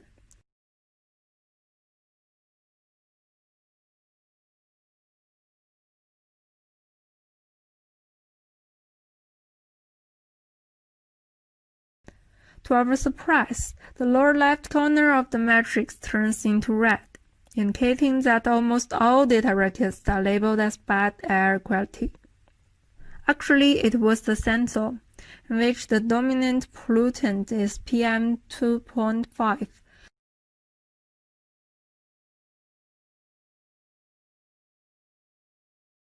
We move the selector in the concept time view to select the time segments before the sandstorm. The dominant pollutant is PM10. The change of dominant pollutant is regarded as the reason of the inconsistent concept drifts.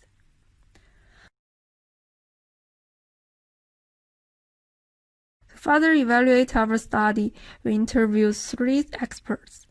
Their feedback can be summarized from these 4 aspects. First, they agreed that the drift level index is effective on analyzing time series data. Second, an expert of data mining raised the question if our approach can deal with the curse of dimension. In fact, the computation time mainly costs on training machine learning models. Compared with that, the computation cost of drift level index can be ignored. Third, all experts like our visual designs, especially the hierarchical abstraction of time segments and the shifted strips in the prediction model view. Finally, experts told us that the definition and the visual representation of concept drifts are abstract and complex, which need high learning costs, but they are worth it. That's all. Thank you for listening.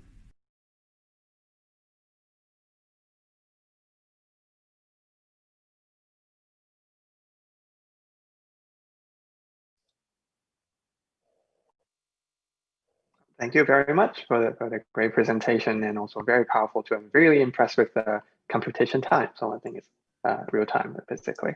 And so I think for audience, if you have questions, so please type into the Discord channel. And I'll start with a quick one. So this is a great tool. I'm so I wonder Yang what's from your Tsinghua plan University. for open sourcing or releasing it so that more people can use it. Actually, you can find the system online, but for the current version, only the 3 datasets in our paper can be used.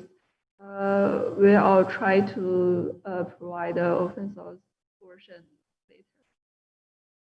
I see.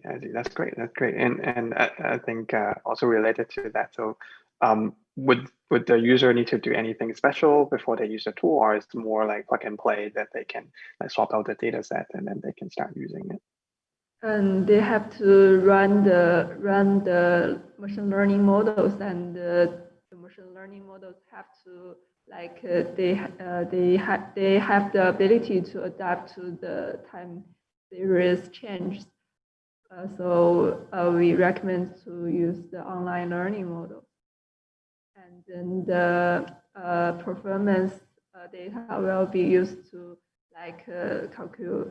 calculate the drift index, concept drift index in our system, and the system can be run based on that model and the related performance data.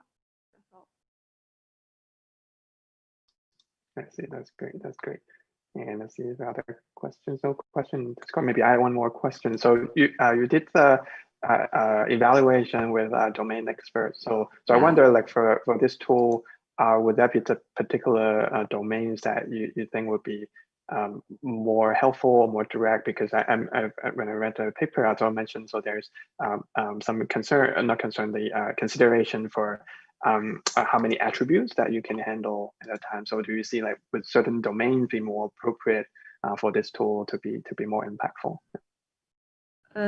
Actually, I think the number of attributes is really not a big deal, because first of all, we run the models and we mainly focus on the performance data. So the attributes is not related to our computation time. And then for the concept matrix, we can sort the attributes by the correlation with the label. So users can focus on the attributes with the more correlation with the label. So the more important attributes, and they ignore the less important ones. So yeah. I see. Great. Thank you. And thanks again, Xueming. Great talk. And so we're going to move out the last talk, last but not least, and also related to concept drift by Wei Kai. And the title of the paper is Diagnosing Concept Drift with Visual Analytics.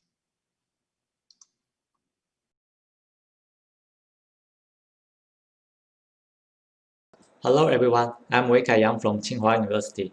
Today I'd like to introduce our work, Diagnosing Concept Drift with Visual Analytics. This is a joint work with Chen, Mengcheng, Yafeng, Kelei, Ross, and Shixia. The classifier trained on the historical data may fail to classify the incoming data when the data distribution is changing. This phenomenon is called concept drift. We want to help experts understand when, where, and why drift happens and make adaptation to the drift. However, in practice, we meet 3 challenges. The labels are usually inaccessible, so we need a distribution-based detection method that does not require the labels. However, these detection methods only provide a numerical drift value, which is hard to understand.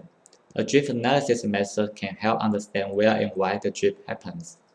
After experts confirm the drift, they usually need to label some data and retrain the model, which is still costly. A lightweight drift adaptation method is favored to reduce the labeling effort. Here comes the system overview of drift VIS. When new data comes, We use the energy distance to calculate the difference between the historical data and incoming data. We also use the incremental GMM to alleviate the overestimation problem, which will be introduced later. The GMM is also used to help generate the t-SNE scatter plot to support experts in exploring the spatial distribution of data to gain more insights. After experts confirm the drift, they can label some data and build a new base learner, which will be added into the ensemble model. Before we go to the technical details, I would like to show a case study about weather prediction to demonstrate how to use drift VIS for detection, examination, and correction of concept drift.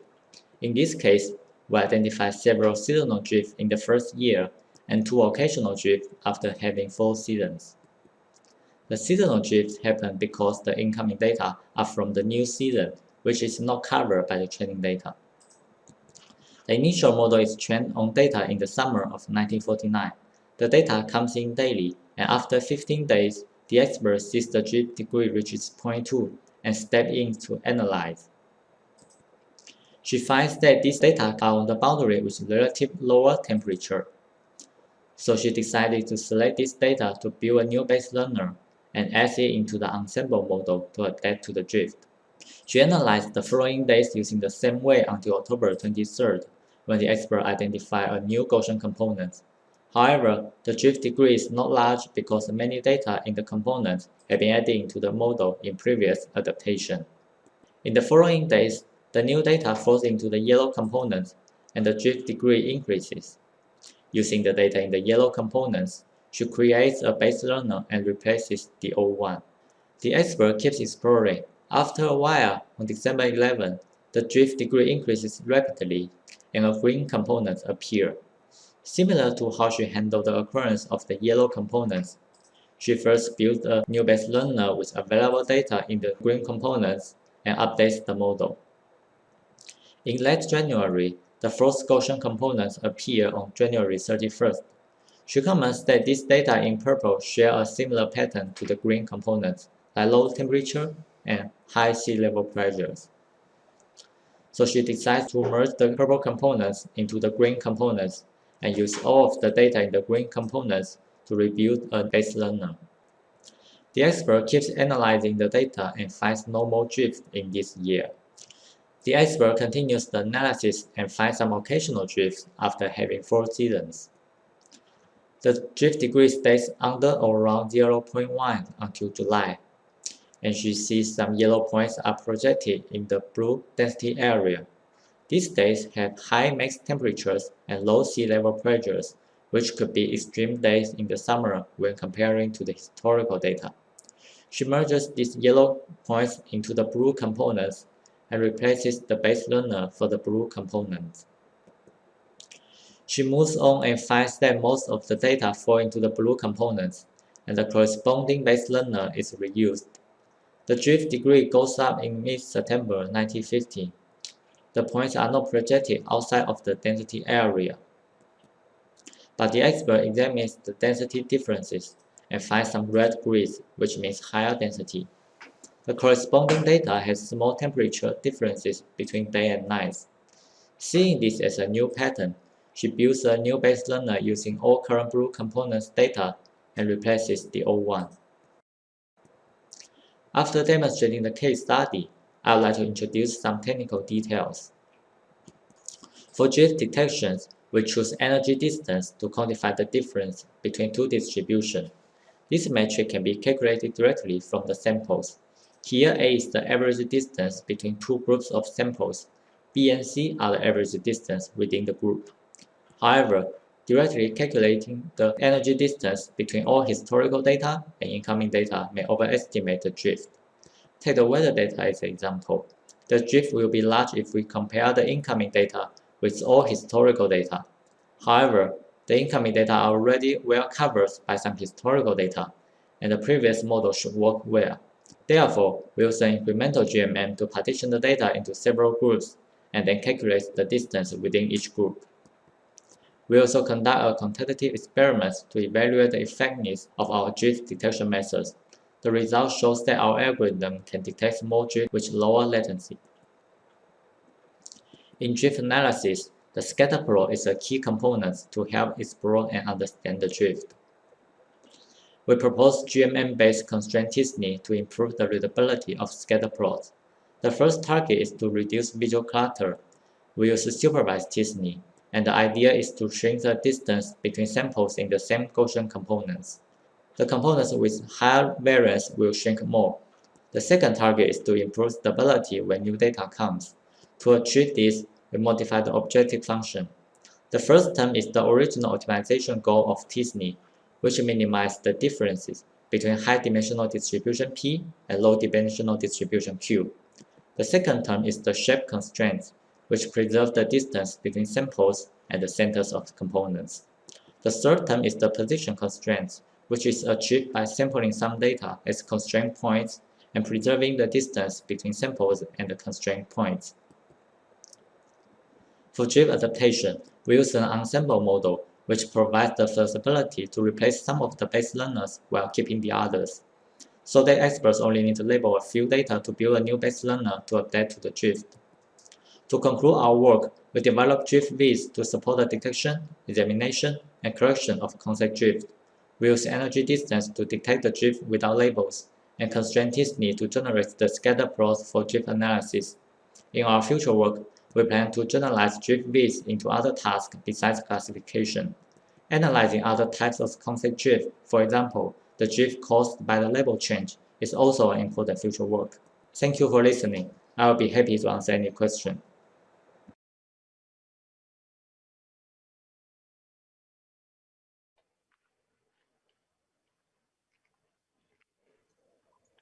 Thank you, Kai, for the presentation. So we have a number of questions from Discord. So some questions from Fernando.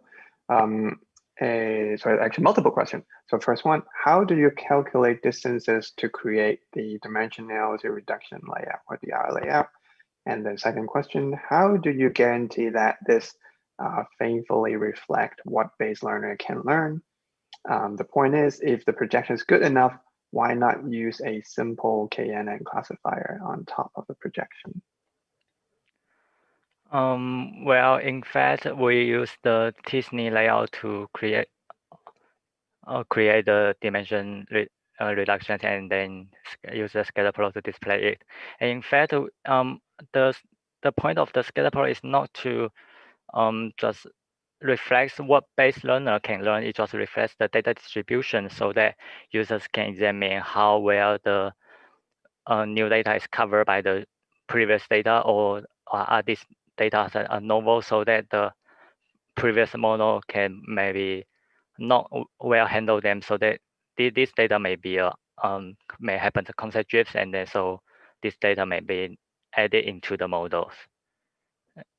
Yeah. Thank you. Yeah, I think that's also related to that, but I think we're going to the second question to that. So how do you keep both local patterns and global patterns in the projection? About the local pattern and the global patterns, as I mentioned in my slides, I use the constraints, and the local pattern is mainly maintained by the distance between the samples and the class centers, so that the local pattern can be obtained. And then global pattern is maintained by the we sample some points, so that we across all the data, so that we want to keep the distance as similar with the previous, so that the scatter plot won't change largely, and then maybe distortions. Okay, great, thank you. And I think there's another question that I think is more detailed. I may need a little bit more elaboration maybe offline, but I'll say the question here. So it's about using GMM and t-SNE together. So and then the question there is why use them at the same time? Why not use, say, off-the-shelf algorithm to lay out the non-overlapping points? I'm not quite sure about this question, sorry. So I think it's more of a combination, like mixing like GMM with the dimension reduction point. So one would be some motivation for doing that. Oh yeah, in fact, GMM is also used in the modeling the data distributions and also calculating the degree of the concept drift. And then in the visualization, we also want to use the GMM to provide some constraints so that the scatter plots can be more clear, visible, and then users can find some patterns about the distribution overlap. So that we also use some knowledge from the GMM to guide the Disney projections. Thank you. Right, thank you. I think that maybe your colleague, I don't know. So someone also on Discord help answer. Yeah. So after TSNE, so I also get that stabilized layout, and that might help with that too. Okay, great. So a lot of interest, and looking at time, I know we are a little early than 3:30, but also we don't want to put you on the spot and keep asking you questions. And then last round of from the audience, any more questions? So if not, we can end a little bit early today. Let's see. So I don't see more questions, and I want to thank everyone, all the presenters, all the speakers, and I think this session I want to mention is really popular. At the highest point, we have about 185 people joining. So thank you very much for your interest. I think a lot of these papers are very interesting, exciting, and also great talks. And so congratulations. Virtual clapping. Usually we do this virtual clapping to all the presenters. So congratulations, everyone. And yeah, so we'll end our session here. And if you have more questions for the speakers, so you know how to contact them on Discord and one-on-one and other follow-up. Yeah. Thank you, everyone, for joining. Okay, bye-bye. Bye-bye.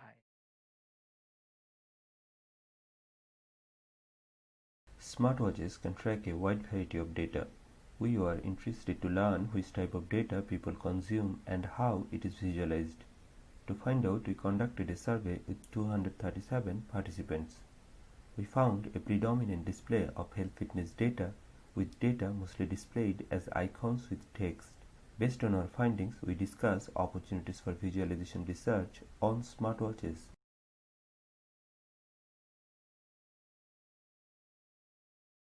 In a visualization, laying out labels to data points needs to be done automatically with a fast labeling algorithm. We introduce occupancy bitmap. It's a data structure that helps the labeling algorithm to first quickly record the positions of existing marks and labels, and second, quickly detect overlapping of labels to the recorded positions.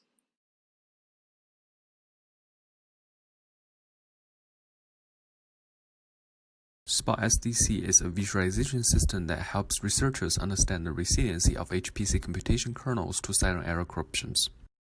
It gives users multiple perspectives of details with different granularity about the impact of SDC on an application's output. It also provides novel insight into how silent error propagates through a program's execution.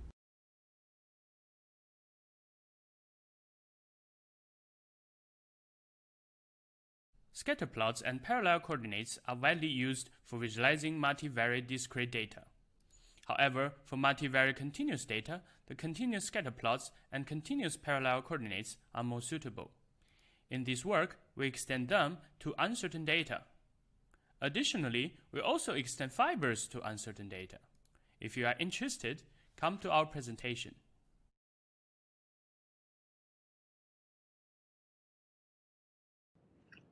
Program developers spend significant time on optimizing and tuning applications. But working with binary code to understand what compiler optimizations were applied can be challenging. We present our visual analytics system, CCNAV, designed to identify and assess compiler optimizations in binary code. Check out our paper to learn more.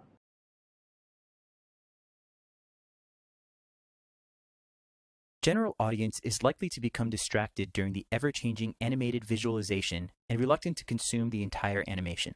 Informed by the role of foreshadowing that builds the expectation in film and literature, we formulate and apply visual foreshadowing on animated bar chart to improve its engagement. In addition, we implement a proof of concept authoring tool and conduct a user study to learn the efficacy of engagement enhancement of our approach.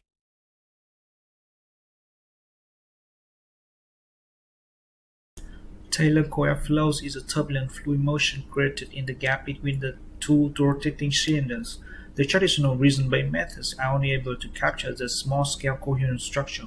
The detection of the large structure depends on the 2D cross-section, which is not the true configuration.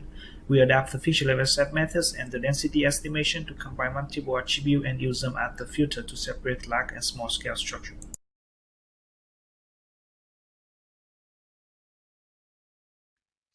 Druid.js is a JavaScript library for dimensionality reduction where we implemented 11 DR methods.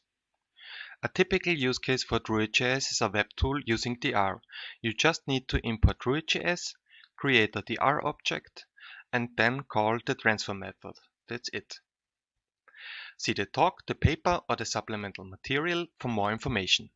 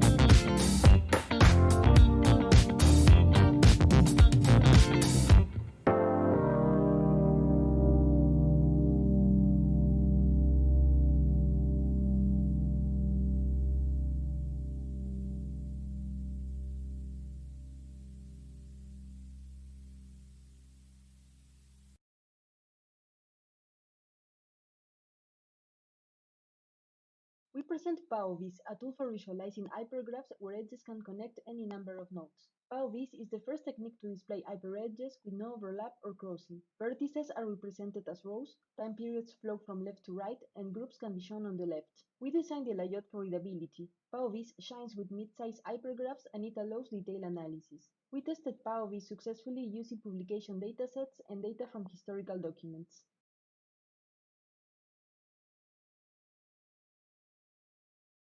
Deep learning models have become ubiquitous, but we often lack interpretations for their decisions. We developed a visual analytics system to interpret models that perform multi-class DGA classification. For each layer of the model, we visualize clusters inside its activation data, showing how classes and clusters relate to each other. In addition, we provide a decision tree to explain how these clusters are constructed.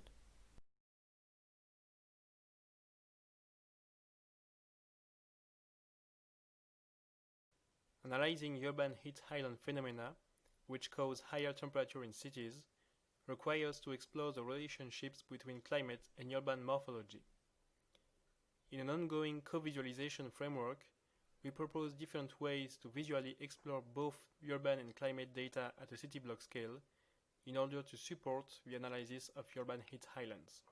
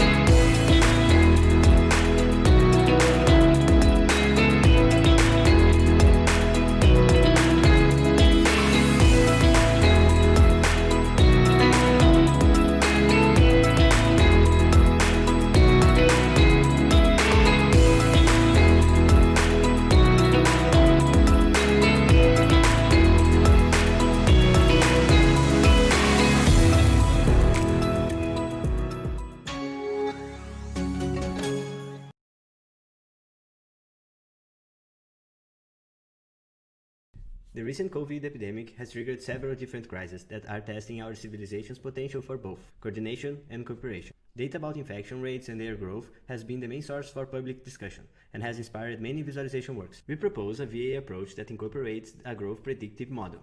This allows the correlation monitoring of the virus population development. We also can relate it to different government response events, as well as identify key dates.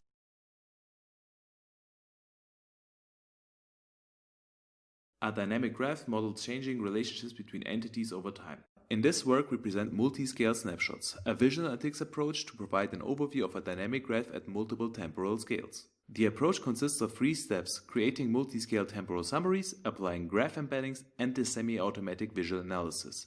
The combination of these steps lets us visually explore how temporal and structural properties affect the overall dynamic graph.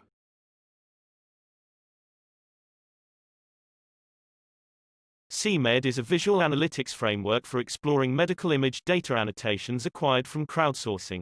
CMed can be used to visualize, classify, and filter crowdsourced clinical data based on a number of different metrics such as detection rate, logged events, and clustering of the annotations. CMed provides several interactive linked visualization components to analyze the crowd annotation results for a particular video and the associated workers.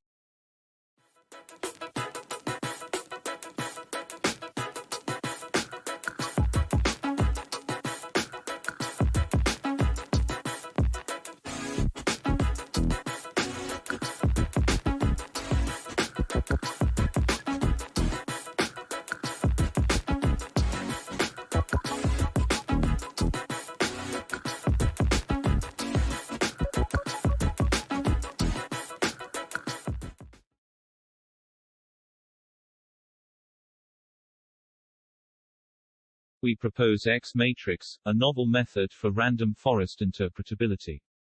From a random forest model, a logic rule is extracted from each decision path on every decision tree. Once the complete set of logic rules is obtained, visual representations can be built for global and local explanations. X matrix, making random forests interpretable.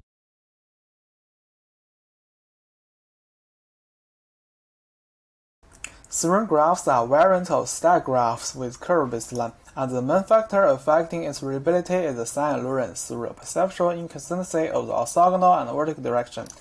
Aiming at reducing its impacts, we reweighted the baseline formulation and proposed the concept of composition to help the string graph layout optimization. The result shows that our algorithms perform better than the others.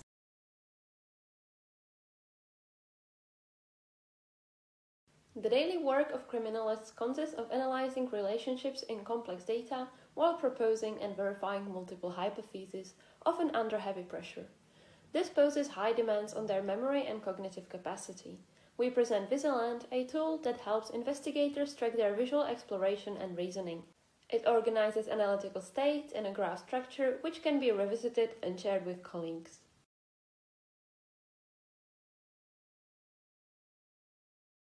Do these three essays construct their argumentation similarly? Where in this table of argumentation data from the previously seen texts can I find certain argumentation patterns?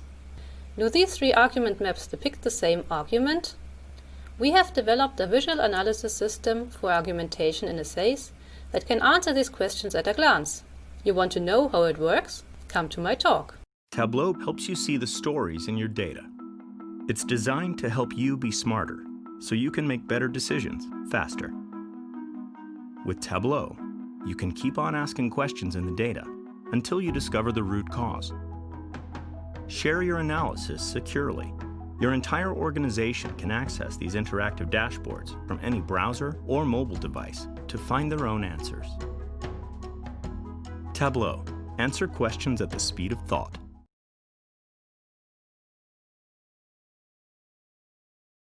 While meetings are an essential part of everyday business life, most calendar visualizations are not designed for retrospection. We present a tool consisting of 4 coordinated views that integrate into the user's daily workflow and are designed to promote self-awareness about past scheduling decisions. We discuss the insights gained from an internal user study and from a field deployment. We also discuss how we strongly inherit from the principles of personal visual analytics despite targeting a professional environment.